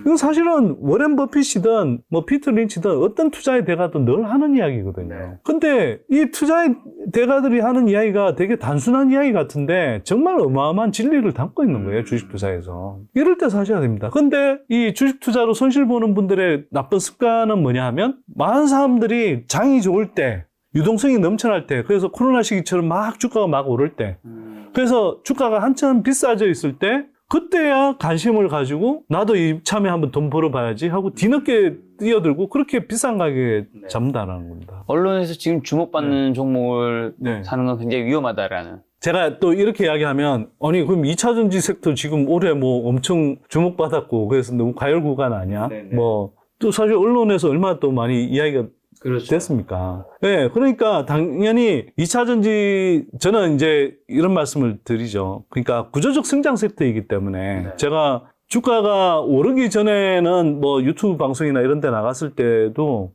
그냥 제가 별 어떤 뭐 걱정이나 부담 없이 어떤 기업들을 언급하기도 하고 그랬는데 사실은 이제 오른 다음에는 개별 기업을 언급하는 게 사실 좀 조심스럽기도 해요. 근데 그때도 제가 이제 드린 말씀은 뭐냐면 중장기적인 관점에서는 저는 여전히 성장 여력이 되게 크다라고 보기 때문에 되게 이제 단기간에 오버슈팅 했을 때는 뭐 아까 앞에서도 이야기했지만 저는 이럴 때는 좀 미리 투자했던 사람들은 완전 고점에서 다 수익을 낸다고 생각하지 말고 욕심을 조금 줄이더라도 분할해서 20-30% 정도 수익 실현을 하고 뭐 이제 조금 조정을 다시 받으면 그 자금 가지고 추가로 매수하고 뭐 이런 식의 이제 패턴을 반복하라고 말씀을 드리는데 기본적으로는. 근데 이게 처음 진입하는 사람들의 경우는 제가 김작가 TV 방송에서는 그렇게 말씀을 드렸는지 모르겠는데 단기적으로 예를 들어서 한 20-30% 정도의 수익을 낼 수 있는 건 이게 좀 어쨌거나 주가가 많이 올라서 조정을 받는다 하더라도 기본적으로는 어느 정도 비싼 구간이기 때문에 단기적으로 큰 수익을 내기는 쉽지 않을 수 있잖아요. 그러면 이런 전체 자금 100 중에서 이 단기 수익을 낼 부분은 그냥 현금으로 놔두고 중장기적인 관점에서 나는 이 섹터를 정말 좋게 보고 이 중에 내가 충분히 스터디한 기업 가운데 중장기적으로도 여전히 성장 여력이 크다. 이렇게 생각되는 종목은 저는 담을 수 있다고 생각하는 거죠.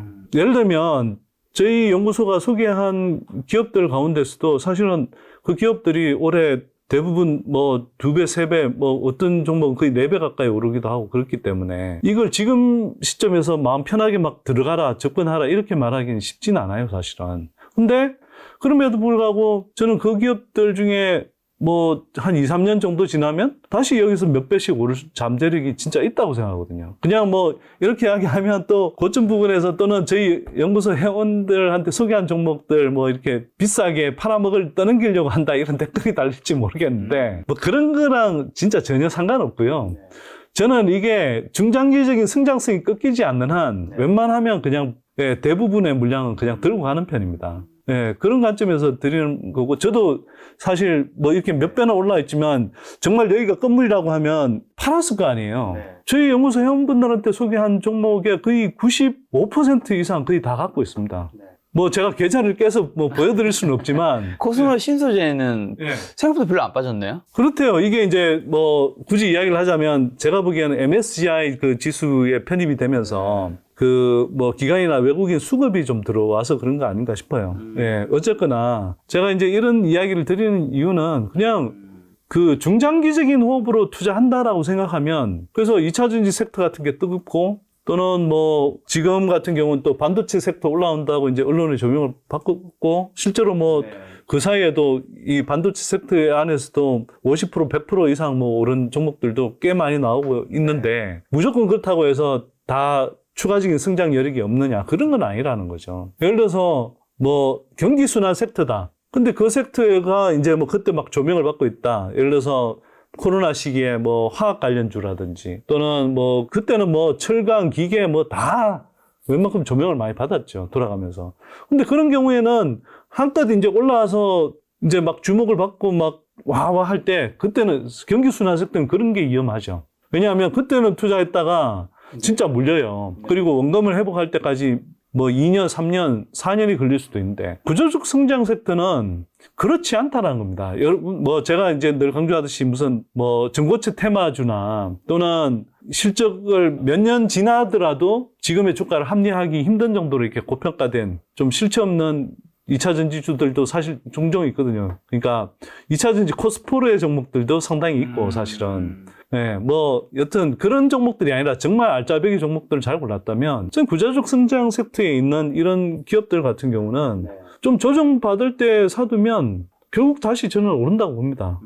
에코프로비엠이 올해 경우에 10조 원 매출이 예상이 되는데, 이게 한 4, 5년 정도만 지나면 이게 기본적으로 40조, 50조 가까운 매출이 나올 텐데, 그리고 영업이익 4조 원 나올 텐데, 50조 원에 영업이익 4조 원이라고 치면 멀티플을 얼마를 주면 될까요? 영업이익의 20배만 줘도, 또는 퍼에 한 25배, 30배 정도만 준다고 쳐도, 네, 지금 뭐 50배, 60배 이렇게 이야기하는데, 그냥 퍼에 20배를 준다고, 그냥 간단하게 계산하기 편하게 영업이익에 20배를 준다고 치십시다. 그러면 4조 원 영업이익 나오면 80조 시가총액이 돼야 되잖아요.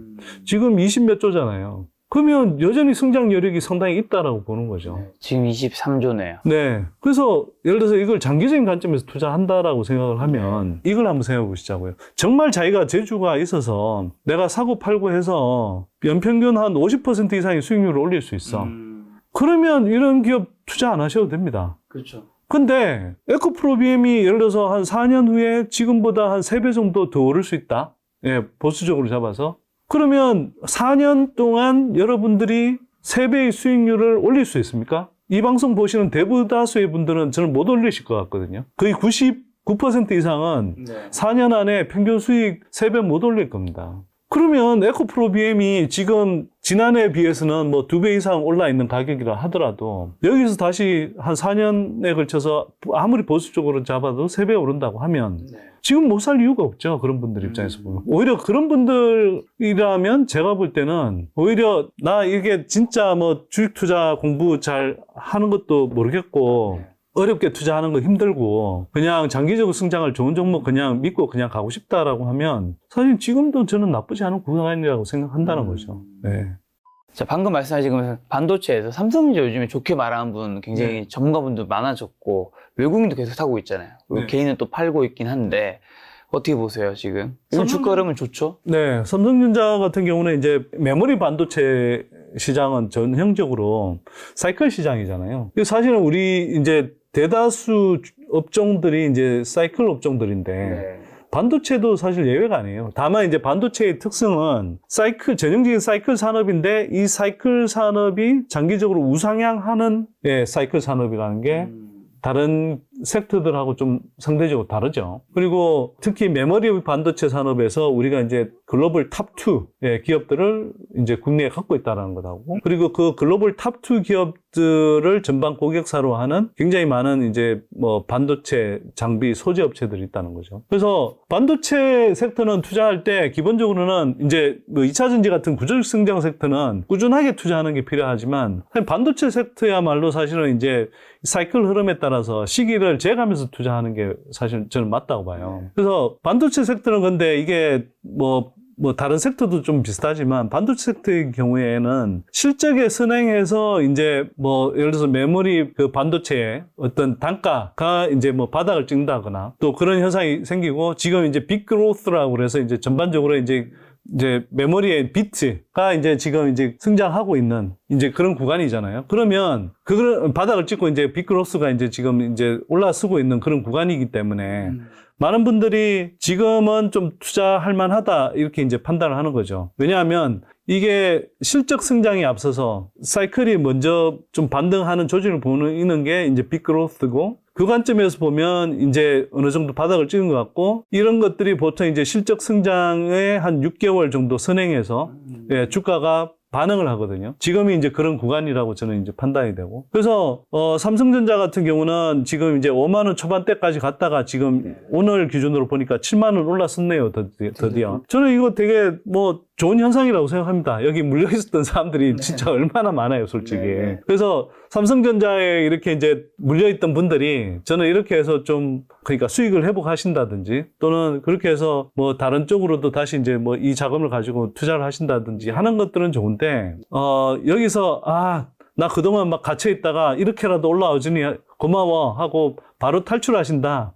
꼭 그러실 필요는 저는 없는 것 같고요. 삼성전자는 분명히 이렇게 여러분들 패턴을 보시면 이게 사이클을 지나고 나면 그 다음 바닥 사이클에서 고점 사이클로 가는 게 그 고점이 이전 사이클 고점보다 늘 높습니다. 10년 그래프 한번 그려보세요. 보시면 늘 다음 고점이 이전 고점보다 늘 높거든요, 사이클에서. 이번 사이클도 저는 그럴 거라고 봅니다. 그래서 그런 관점에서 보면 다른 좋은 기업들을 알고 있어서 내가 투자하겠다 이런 게 아니고, 그냥 나는 뭐 오로지 예를 들어서 삼성전자나 뭐 이런 뭐 현대차나 몇몇 우량 기업, 그러니까 그냥 그런 큰 기업들밖에 몰라.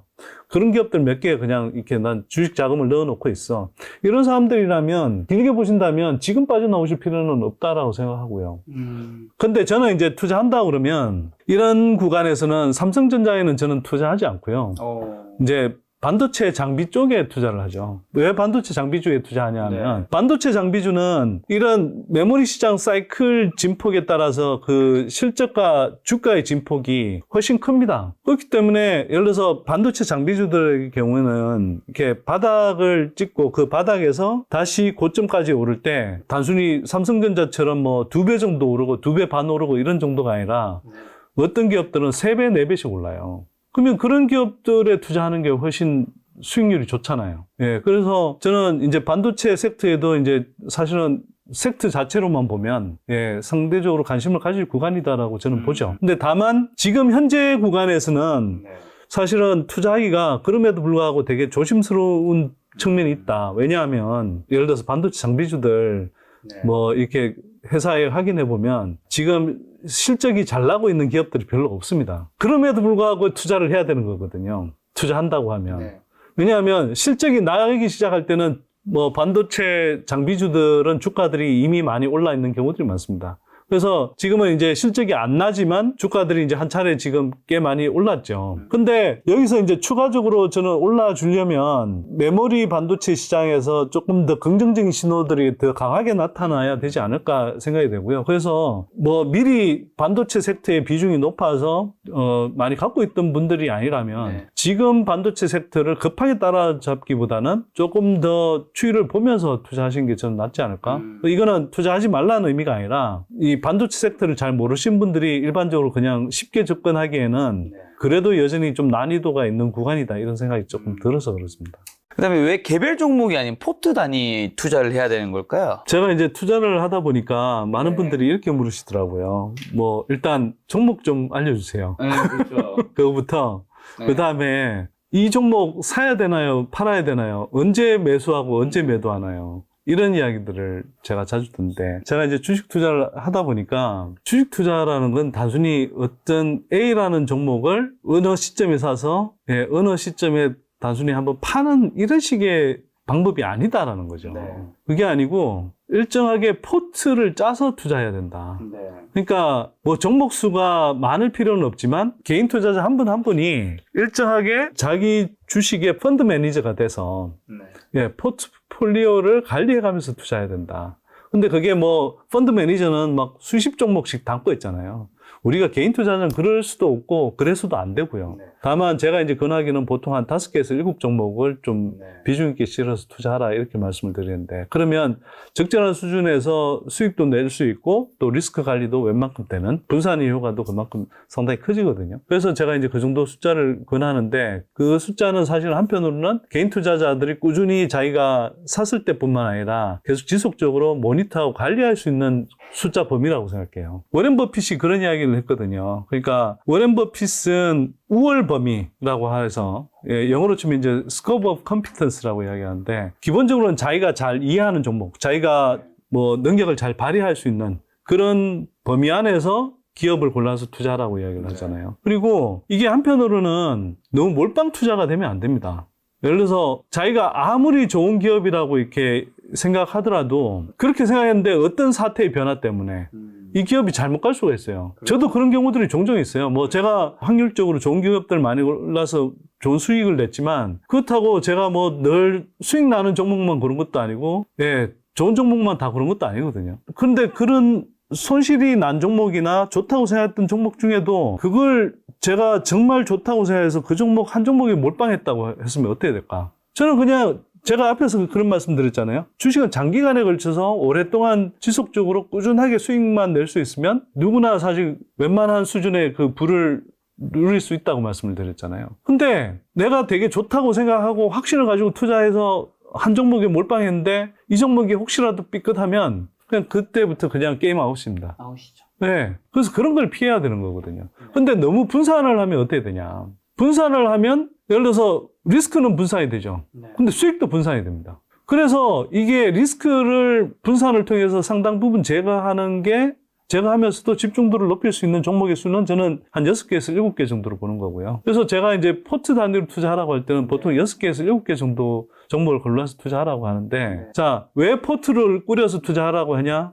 결론은 자기가 잘하는 종목들을 골라 담아서 투자를 해야 되는데 이게 너무 많으면 안 되지만 적정한 수준의 포트를 구성해야 되고 그 포트를 구성함으로 해서 몰빵 투자에서 생기는 위험을 피할 수 있다는 것이고 그래서 이제 포트 단위로 투자하는데 이 포트 단위로 투자하면 개념이 달라져요. 어떻게 달라지냐? 일반적으로 그냥 개별 종목에 대해서 이제 투자를 하다 보면 자, 막연하게 얘를 10,000원에 사서 15,000원에 파는다? 그래서 그러면 이게 매수 타이밍이 언제고 매도 타이밍이 언제고 이렇게 생각하고 그러면 이걸 잡기 위해서 자꾸 어떤 차트 같은 걸 보게 되고 이런 식으로 자꾸 사람들이 판단하거든요.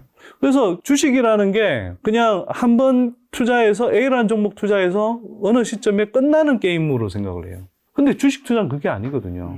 장기간에 걸쳐서 제가 앞에서 말씀드렸잖아요. 장기간에 걸쳐서 일정한 수익률을 꾸준히 내가면서 투자하면은 대체로 누구나 상당한 수준의 부를 축적할 수 있다라고 말씀을 드렸는데 그렇게 하자면 포트 단위로 투자해야 됩니다. 포트에서 예를 들어서 A, B, C, D, E, F 6종목을 골라서 투자를 하는데 이게 뭐 어느 종목이 먼저 오를지 또 어느 종목이 기대한 만큼 오를지 이건 몰라요. 또 예를 들어서 나는 이게 한 2배 오를 거라고 생각했는데 50%밖에 안 오를 수도 있고 또 어떤 종목은 2배밖에 안 오를 거라고 생각했는데 막 3배, 4배 오를 수도 있고 심지어는 또 어떤 종목은 내가 상당히 오를 거라고 생각했는데 꽝돼서 마이너스 뭐 몇십 프로 될 수도 있어요. 그러나 이게 이제 포트에 한 대여섯 종목을 자기가 정말 잘하는 종목들을 똘똘한 종목들을 골라서 넣어놓으면 대체로 2년에 걸쳐서 2배, 3배 오른다고 생각했으면 꼭 그렇게 안 되더라도 상당한 수익을 내주는 경우들이 많습니다. 그래서 번갈아 가면서 꾸준하게 이제 포트 단위에서 수익이 나는 거고요. 그 다음에 포트 단위에서 투자를 하면 예를 들어서 그 상황의 변화에 따라서 포트 내에서 비중을 조절할 수가 있거든요. 네네. 비중을 조절하면 예를 들어서 제가 2차전지 섹터와 관련해서 말씀을 드리면 예를 들어서 소재주를 비중을 상당히 좀 높게 갖고 가라고 제가 평소에 말씀드리지만 네.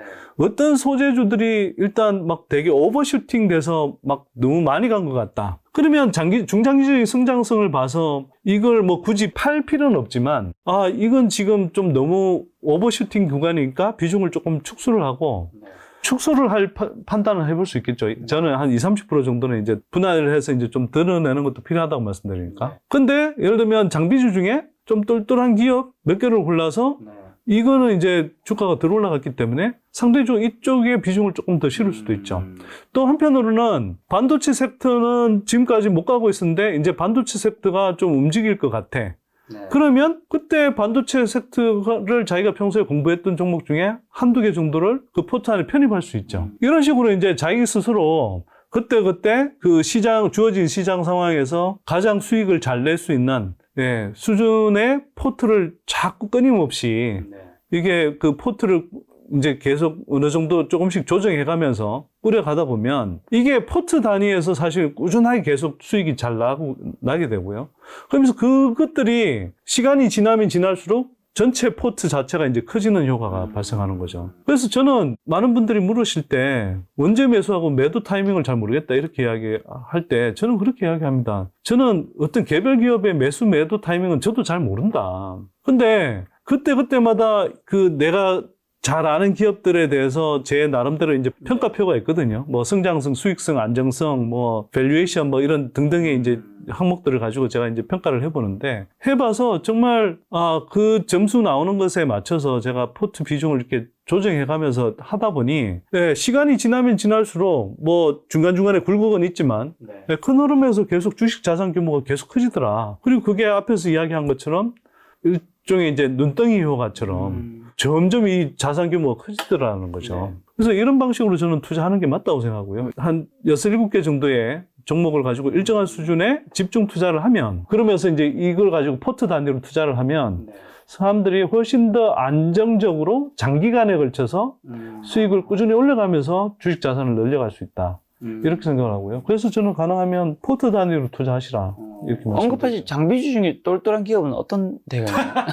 사실은 똘똘한 장비주들은 저희가 소개해서 단기적으로 주가가 많이 올라 있어서 사실 좀 부담스럽죠. 말씀드리기가. 근데 이제 뭐 제가 언급했던 뭐 유성 FNC나 DNT 같은 종목들은 상당히 좀 많이 올랐고요. 이제 PNT 같은 종목은 사실은 한동안 많이 쉬어서 저는 이게 언젠가 될지 모르겠지만 좀 갈 구간이 오지 않을까? 뭐 이런 생각이 사실 좀 들어서 들여다보고는 있는데 이게 PNT 경우에는 제가 이렇게 좀 보기에는 시장이나 주주들하고 조금 더 활발하게 소통할 필요가 좀 있는 것 같아요. 지금 너무 뭐 가끔씩 기관들 대상으로 IR을 하는데 기관들 경우에도 이제 좀 자금 조달을 위해서만 이렇게 하다 보니 이 회사가 갖고 있는 어떤 뭐 수주 잔고라든지 뭐 성장 잠재력 이런 것들을 평가하기보다는 자꾸 이제 지금 저 회사가 자금 조달하는 뭐 쉽게 말해서 돈 먹는 하마처럼 자꾸 인식이 되는 경향이 있는 것 같거든요. 그래서 회사가 좀 IR의 스탠스를 좀 바꿀 필요가 있는 것 같다. 이런 생각이 사실 좀 들고. 말씀하신 윤성 FNC는요? 윤성 FNC는 지난 시간에도 말씀을 드렸던 것 같긴 한데, 저는 되게 좋게 보는 기업입니다. 근데 지금 이 회사 경우에는 이미 시총이 거의 PNT를 넘어섰거든요. 그래서 우리가 보통 이제 저도 그렇게 많이 이야기를 했고 2차전지 장비주들 중에서는 PNT가 그래도 좀 대장주격 아닌가 이렇게 이야기를 했는데 윤성 FNC 시가총액이 지금 이제 더 넘어섰단 말이에요. 근데 저는 기본적으로 윤성 FNC는 뭐 한 1, 2년 정도 지나면 나오는 실적이 PNT랑 거의 비슷해지지 않을까 싶은 생각이 들어요. 네, 제가 이렇게 그동안 쭉 모니터해 본 바로 따르면. 그런데 재무 구조는 훨씬 좋단 말이죠. 그리고 사실은 PNT는 그 겉으로 보이는 시가총액은 그렇지만 지금 이제 뭐 CB 같은 것들을 이렇게 찍어서 사실은 숨어 있는 지분들이 좀 있단 말이에요. 근데 윤성은 그런 게 없어요. 그리고 이 회사는 재무 구조가 너무 튼튼하고 요번에도 현금 흐름이 엄청 좋아졌고 1분기 실적도 보면 그래서 제가 보기에는 사실 그런 부분에서 프리미엄을 준다고 그러면 예, 지금의 주가 수준이 좀 합리화될 수도 있지 않을까 뭐 이런 생각을 하고 윤성 FNC하고 PNT의 차이 중에 하나는 뭐냐면 PNT는 수주 잔고가 많은데 이걸 빨리 실적으로 지금 바로 이렇게 좀 인식을 못 시키고 있는데 윤성 FNC는 수주 받고 나서 실적으로 이제 이 전환하는데 리드 타임이 상당히 짧고요. PNT보다는 상대적으로 짧고 또 한편으로는 지금 캐파 대응을 굉장히 잘해서요. 수주를 받자마자 그걸 지연시키지 않고 계속 쳐내고 있어요. 근데 PNT가 지금 그걸 못하고 있어서 수주 잔고 잔뜩 늘려놓고도 지금 평가를 못 받고 있는 거거든요. 그래서 그 준비가 되면 PNT도 저는 가지 않을까 이렇게 생각을 하고 있습니다. 근데 윤성 FNC는 전에도 말씀을 드렸지만 지금 실적이 늘어난 것뿐만 아니라 향후에 이른바 연속식 믹싱 시스템 이게 이제 제가 알기로는 이미 이 회사가 주로 거래하는 국내 그 배터리 회사에 연속식 믹싱 시스템 이게 파일럿 장비가 들어간 걸로 알고 있거든요. 그러면 이게 보통 2년 정도 있으면 양산 라인에 적용이 되기 시작하는데 이게 연속식 믹싱 시스템은 기본적으로는 그 전극 공정 안에서 배터리 셀 입장에서 가장 투자 규모가 큰 믹싱 시스템 이걸 5분의 1 사이즈로 이제 줄여주는 예, 상당히 획기적인 기술이기 때문에 이게 만약 이제 양산 라인에 적용되기 시작하면 아마 다른 경쟁자들이 쉽게 따라오지 못할 예, 기업이 될 거고 그러면 굉장히 이제 고마진에 그리고 한동안은 그 시장을 거의 이제 싹쓸이할 가능성이 저는 높다고 생각하거든요. 그 가능성이 상당히 있기 때문에 저는 이 회사를 여전히 좀 좋게 보고 있고 그 가능성이 좀 실현되는 구간까지는 들고 가보려고 합니다, 일단. 예.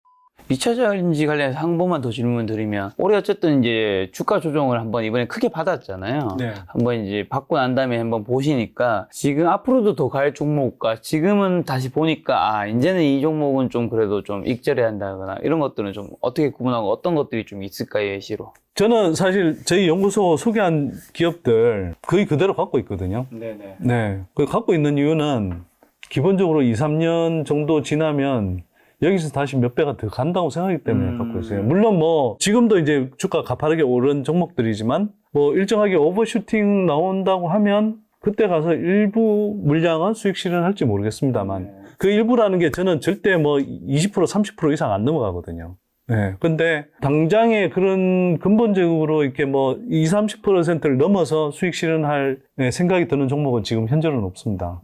없고요. 반면에 이제 좀 지금 계속 조금 혹시 기회가 올까 이게 보고 있는 기업 중에는 장비주 중에 이제 하나기술하고 아까 말씀드렸던 PNT 같은 업체 뭐 이런 게 있을 수 있고요. 2차전지 기업들 중에 지금 그냥 저는 대형주 중에 좀 좋게 보는 기업은 네, 포스코 홀딩스입니다. 네, 포스코 홀딩스 좋게 보고 있고요. 그 다음에 에코프로비엠은 최근에 비중을 좀 더 늘렸습니다. 조정받을 때. 네, 저는 뭐 그렇게 했고요. 포스코 홀딩스를 좋게 보는 이유는 결국은 리튬이든 니켈이든 이런 그 광물이 2차전지 밸류 체인 안에서 굉장히 중요한 역할을 하고 가면 갈수록 그 중요도는 강해질 거라고 생각합니다. 근데 이게 기본적으로는 우리가 국내 배터리 생태계를 보면 배터리도 있고 소재도 있고 장비도 있고 이런 것들이 한꺼번에 이제 같이 성장을 하고 있는데 제일 지금 약한 게 어쨌거나 광물이란 말이에요. 광물은 뭐 우리만 그런 게 아니라 대부분의 이제 2차전지 업계가 중국에 의존하고 있는데 미국 IRA 법안이 발효되고 그다음에 이제 유럽도 CRMA 법안 발효돼서 상대적으로 중국으로부터 자꾸 이제 광물 공급 의존도를 낮춰가야 되거든요. 그런 측면에서 가장 앞서 있는 회사가 어디냐? 포스코 홀딩스고, 포스코 홀딩스는 올해 하반기부터 그 호주 필바라 광산에서 나오는 그 니켈을 이미 이제 생산해서 거기에서 매출이 나오게 되거든요. 그러면 지금까지 포스코 홀딩스는 이제 주로 철강 기업으로서의 가치만 받았는데, 이제는 하반기 들어가서 그 리튬 매출이 인식되기 시작하면 이제 본격적으로 2차 전지 소재 광물에 있어서 가장 수직 통합이 잘 돼 있는 회사로 인식되지 않을까. 네, 이렇게 생각이 좀 됩니다. 그래서 포스코 홀딩스는 뭐 이제 사실 뭐 시총이 무겁죠. 30조 정도 시총이 되는 회사니까 저희 연구소가 주로 소개하는 뭐 스몰 캡들처럼 그렇게 막 단기간에 막 2배, 3배 막 가파르게 오르지는 않을 수 있는데, 이 회사는 그래도 장기적인 관점에서 꾸준하게 투자하면서 안정감 있게 상당히 높은 수익을 올리고 싶다라고 생각하면 저는 투자하기 상당히 좋은 기업 아닌가 싶고, 지금 한 36만 원 정도의 주가 구간인데 이 정도면 예, 특히 하반기에 그런 몇 달만 있어도 상당히 좀 리튬 생산과 관련한 모멘텀이 생길 수 있는데 지금 정도의 구간이면 상당히 매력적인 구간 아닐까? 이럴 때 그냥 조금씩 모아두시면 저는 예, 충분히 보답받을 것 같다, 이런 생각이 듭니다. 주식 투자에서 꼭 알아야 할 뭐 단 하나의 공식, 캘리 베팅이라는 게 있다고요? 사실 주식은 이제 뭐 과학도 필요하고 이른바 이제 예술도 필요하다 그러잖아요. 네. 예, 그래서 뭐 종합적인 예술이다 뭐 이렇게 이야기도 하는데, 네. 주식 투자에 뭐 꼭 공식이 필요하냐? 뭐 또 어떤 분들은 퀀트 한다라는 분들은 네. 공식이 엄청 필요하죠. 예. 근데 저는 뭐 꼭 그렇게 퀀트로 투자한다고 해서 제대로 이렇게 좋은 종목들을 골라서 투자하는 거에 비해서 수익률이 꼭 좋다고 생각하지 않고요. 예, 퀀트도 물론 이제 좋은 어떤 투자의 툴로 사용을 할 수는 있습니다만, 이른바 이제 퀀트 투자 그 자체에 매몰돼서 이렇게 갈 필요는 없다는 저는 생각을 하고요. 근데 그럼에도 불구하고 제가 진짜 많은 사람들이 이 공식 하나만은 그래도 좀 알고 투자하시면 좋겠다, 이렇게 생각하는 게 이제 켈리 공식이에요. 네. 이 켈리 공식은 뭐냐 하면 쉽게 말하면 그냥 이런 겁니다. 주식 투자를 하는 데 있어서 내가 어떤 기업에 어느 정도의 금액을 실어서 투자할까, 이걸 어림짐작할 수 있게 해주는 공식이다, 이렇게 생각하시면 될 것 같아요. 네.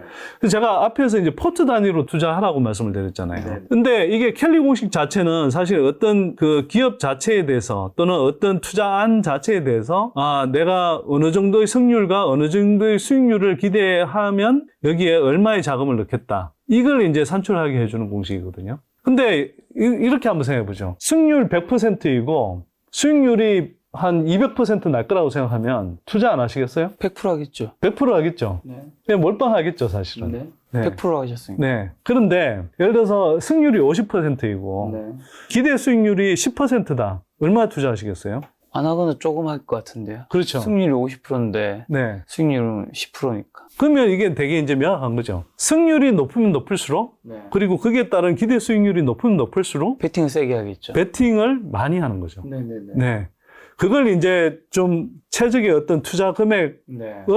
산출하게 해주는 게 이제 켈리 공식이라고 보시면 되고요. 그 승률과 수익률에 비례해서. 네네. 근데 우리가 주식 투자를 하면 제가 이제 계속 강조하는 건 뭐냐면 평생에 걸쳐서 장기적으로 네. 꾸준하게 수익을 누적해가라는 걸 제가 되게 강조하잖아요.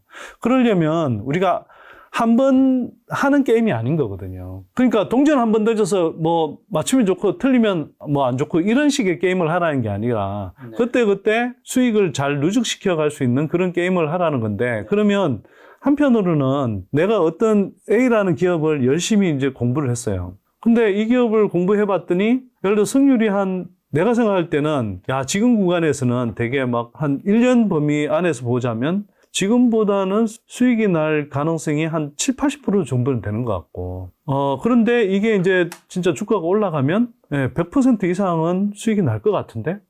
그러면 상당한 수준의 비중을 싣고 싶을 거 아니에요. 그죠? 그래서 그런 걸 이제 나름대로 계산해보게 하는 공식입니다. 그래서 이제 이제 구체적인 사식인데, 뭐 그 구체적인 사식을 제가 여기서 뭐 다 설명할 필요는 없고, 또 그거는 이제 뭐 사실 검색해보시면 구체적인 사식은 다 나옵니다. 근데 여기서 또 한 가지 더 생각해야 될 건 포트 단위로 투자하라고 말씀을 드리잖아요.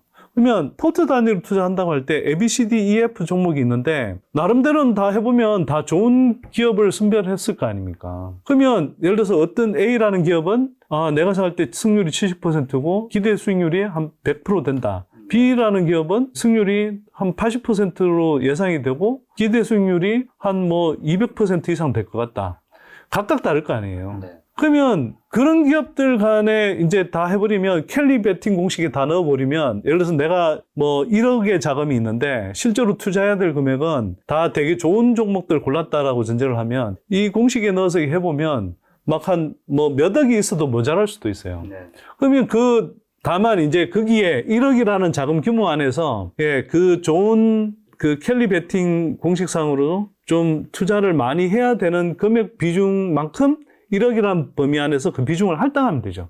그러면 예를 들어서 전체적으로 A, B, C, D, E, F를 다 구해봤더니 켈리 베팅 공식상으로 뭐 어떤 종목은 1억 원, 어떤 종목은 5천만 원, 어떤 종목은 3천만 원 이렇게 쭉 나왔다고 쳐보자고요.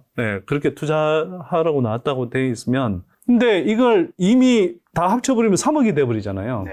그러면 그걸 3분의 1 비중만큼 하는 거죠. 1억이면 한 3,300만 원 정도 넣는 거고, 뭐 7천만 원 나왔으면 뭐 2천 뭐 몇백만 원 넣는 거고, 이런 식으로.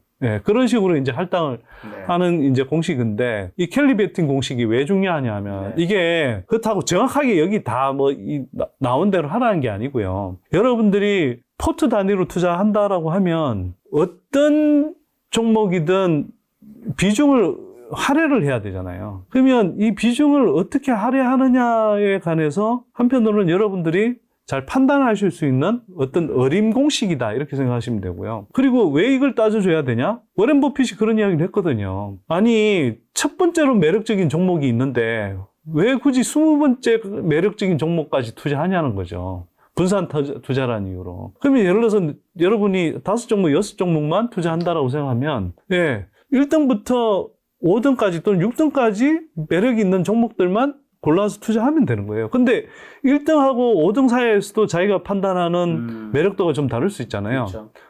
그러면 거기에 맞춰서 이 비중을 실어야 된다는 거죠. 네. 그렇게 해서 꾸준하게 장기적으로 가시면 제가 볼 때는 대체로 상당히 지속적으로 수익을 많이 올릴 수 있다. 네. 제가 그렇게 생각하기 때문에 켈리 베팅 공식은 좀 이해를 하시면 좋습니다. 알겠습니다. 오늘 이제 긴 시간, 2시간 동안 이제 인터뷰해 주셨는데, 마지막으로 아무래도 소장님 찾으시는 분들은 뭐 주식 투자의 뭐 원리, 뭐 돈 잃지 않는 방법, 이런 여러 가지도 있지만, 어쨌든 2차 전지로 가장 많이 이제 주식시장에서 알려주셨잖아요. 아마도 뭐 등대 같은 역할을 해주시고 계신 것 같은데, 그게 굉장히 힘들어하고 계시는 이제 투자자분들에게 마지막 투자 조언 한마디만 주신다면. 그 2차 전지 섹터 관련해서는요. 저희 이야기를 따라서 진득하게 예전부터 투자해 오신 분들은 사실 여전히 수익이 많이 나 있을 거고 또 뭐 전화 또는 뭐 배터리 아씨가 이제 소개한 종목들은 기본적으로 탄탄한 종목들이기 때문에 뭐 주가가 좀 빠진다고 해도 크게 걱정하실 필요는 없는 기업들이라고 생각해요. 저는 기본적으로. 그리고 오히려 조정이 오면 조정이 오는 폭만큼 현금 여력이 되는 대로 조금씩 더 담으시는 게 저는 좋지 않을까 이런 생각이 들고요. 그래서 사실은 여러분들이 자꾸 불안해 하시거나 이런 것들은 기본적으로 여러분들이 그 기업을 잘 몰라서 불안한 거다 이런 생각이 듭니다. 기업을 잘 알면 불안하지 않거든요. 그리고 그 기업을 잘 알고 좋은 기업이라고 투자했으면 적어도 뭐 단기적으로는 몰라도 중장기적으로 계속 성장하고 좋은 기업이라고 투자했다고 치면 저는 주가가 떨어지면 그만큼 싼 가격에 더 담을 수 있는 구간이라고 생각해야 되지 이걸 불안해 하실 필요는 없다. 거꾸로 생각해보면 앞에서도 이야기 드렸지만 에코프로비엠이 지난해 그렇게 조정받고 이럴 때 불안해 하기만 하고 그랬으면 그런 사람과 그렇지 않고 주가가 조정받을 때 오히려 이 좋은 기업을 내가 더 살 수 있는 좋은 기회를 추가적인 기회를 주네? 그렇게 생각하는 사람의 대응은 분명히 달랐을 것이고 그렇게 해서 주가 조정이 왔을 때 더 담았던 사람들의 전체적인 수익률의 크기는 훨씬 크겠죠. 이렇게 이제 말씀을 드리면 아니 그게 뭐 계속 오를지 어떻게 알아? 이게 뭐 고점 아니야? 그러면 제가 볼 때는 2차전지 섹터 투자하시면 안 됩니다. 아니 지금 전 세계 전기차 침투율이 10% 구간에서 전기차 시장만 있나요? 거기에다가 뭐 ESS도 앞으로 전개가 될 거고 로봇 그다음에 UAM 도심항공 뭐 이런 뭐 산업들까지 배터리가 굉장히 무궁무진하게 쓸 거고 또 한편으로는 지금 차량 중에서도요. 우리가 생각을 해보면 트럭 같은 데는 아직 적용이 안 됐습니다.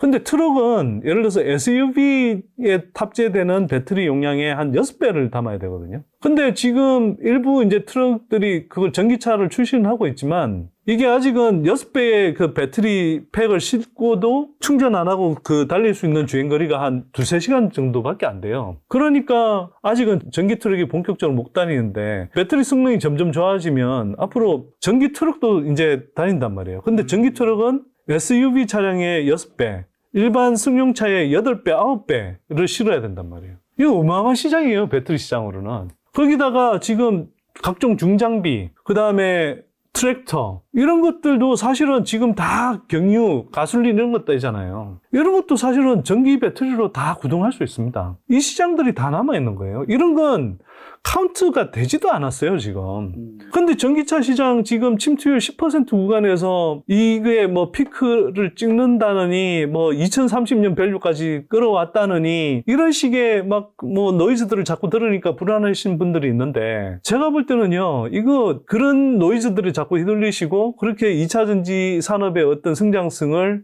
제대로 이해를 못 하시면 그 불안한 거고요. 그래서 2차 전지 산업의 어떤 성장성을 계속 여러분들이 자꾸 스터디를 하셔야 된다. 그리고 그 기업을 모르고 사신 분들은 그 기업을 지금이라도 공부하셔야 된다. 속속들이. 그리고 정말 그 기업이 속속들이 공부했는데도 정말 좋은 기업이라고 생각이 되면 중장기적인 성장성을 믿으시고 조정 구간에서 현금 여력이 되는 한 분할해서 조금씩 더 사시면 된다. 주가가 빠지는 만큼 더 사시고 더 사신 다음에 또 만약 조정이 돈다? 그럼 전부 하시라. 그러면 어느 단계에서 다시 오른다니까요. 네. 제가 이거 뭐 하루 이틀 경험한 게 아니라 저는 2019년 하반기부터 2차 투자했잖아요. 그 사이에 평탄했을까요? 에코프로 BM 그 주가 그래프만 해도 한번 보십시오.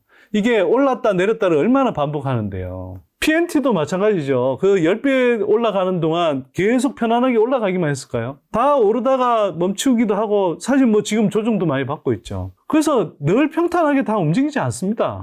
근데 그렇게 해서 제가 4년 동안 에코프로 BM을 들고 있으면서 에코프로 BM이 15배가 올랐잖아요. 물론 저도 사실은 뭐 그 사이에 다른 종목을 더 비중을 늘리거나 등등 하면서 그랬지만 결국 에코프로 BM이 주가가 15배 올랐단 말이에요. 예, 저도 가끔 그런 생각을 해요. 에코프로 BM만 계속 꾸준하게 그냥 들고 있었으면 정말 제일 속편하게 그냥 수익 올렸겠다 이런 생각도 가끔 하거든요.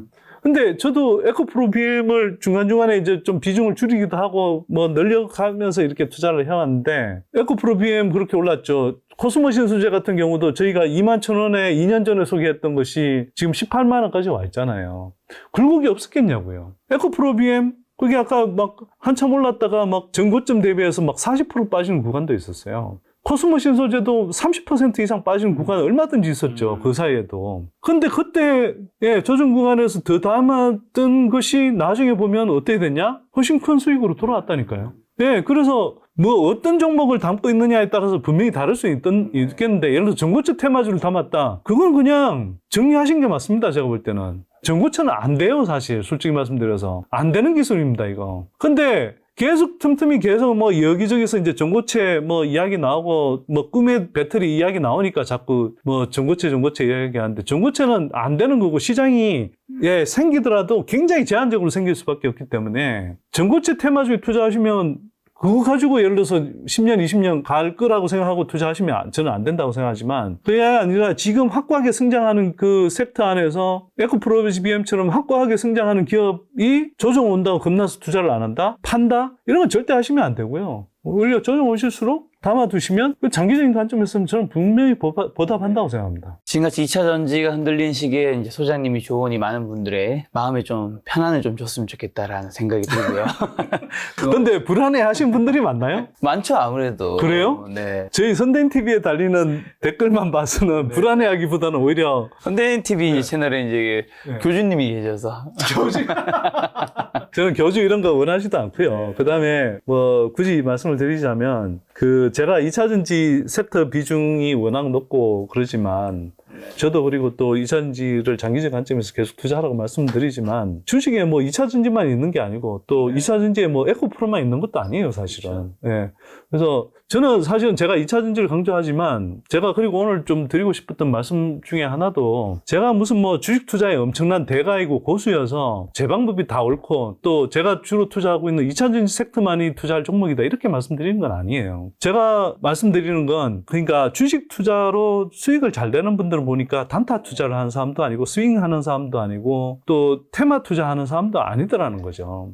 예, 물론 그 사람들 중에서도 나름 고수들이 뭐 몇십억씩 버는 사람들까지는 있는데 몇백억 이상 번 사람들은 기본적으로 뭐냐 하면 산업과 기업을 굉장히 열심히 공부하시는 분들이고 진득하게 그 어떤 공부하신 내용을 바탕으로 해서 어떤 좋은 기업을 골라서 그 기업에 비중을 실어서 진득하게 투자해서 그 기업들이 시간이 지나서 2배, 3배, 4배 오르는 것들을 반복하셔서 그렇게 해서 1억으로 시작하신 분이 10억이 되고 수십억이 되고 100억, 200억, 몇백억이 되시는 그런 식으로 자산을 불리시는 거거든요. 근데 저는 그게 맞다고 생각하는 겁니다. 그리고 그분들이 투자하신 저 영역 중에 선호하는 영역이 다 달라요. 어떤 분들은 반도체로 투자에 성공하시는 분들이 있고 또 어떤 분들은 엔터주를 사서 성공하신 분도 있고 제가 아는 분 중에는 게임주를 투자해서 성공하신 분들도 있어요. 네, 선호하는 섹터는 다르고 또 자기가 잘하는 섹터의 범위가 다 다르죠. 저는 예를 들어서 엔터를 잘 몰라요. 게임주 잘 모릅니다, 사실은. 근데 저한테 엔터주, 게임주를 뭐 물으시면 전 답변도 못할 뿐만 아니라 근데 제가 드리고 싶은 말씀은 엔터주를 몰라도 되고 게임주를 몰라도 된다. 거꾸로 2차 전지를 몰라도 된다. 여러분들이 잘하는 게 엔터고 게임이면 그걸 열심히 파셔서 예, 좋은 기업이 상대적으로 좀 싼 가치일 때 예, 비중을 실어서 투자하시고 그래서 2배, 3배 예, 수익 내는 성공 경험을 한번 하시면 그걸 예, 계속 반복하시면 된다. 그렇게 좀 말씀드리고 싶고요. 편안하게 그렇게 하면 마음도 편하게 투자하면서 훨씬 더 좋은 수익률을 올릴 수 있는데 어이없이 그냥 막 이렇게 저렇게 막 온갖 유튜브 전전하면서 뭐 또는 전문가라는 사람들 매크로 시향에 휘둘리면서 그렇게 투자하시는 분들 그러면서 이때는 모멘텀 플레이 하면서 어떤 전문가가 이때는 이 종목 사라, 이때는 저 종목 사라는 거 계속 따라다니다가 종목 백화점 되고 관리가 안 돼서 결국은 수익은 그냥 손실만 나는 그런 게 투자가 아니라는 겁니다. 예, 그 말씀 오늘 사실 드리려고 나왔는데 어쩌면 좀 충분히 못 드린 것 같기도 하고 오늘 못한 이제 질문과 오늘 못한 이제 답변은 다음 시간에 또 제가 한번 마련하도록 하겠습니다. 네네. 오늘 만나는 손님은 선대 소장님이었습니다. 지금까지 여러분 소중한 시간 함께 해주셔서 정말 감사합니다. 오늘도 김 작가였습니다. 고생 많으셨습니다. 네, 고맙습니다.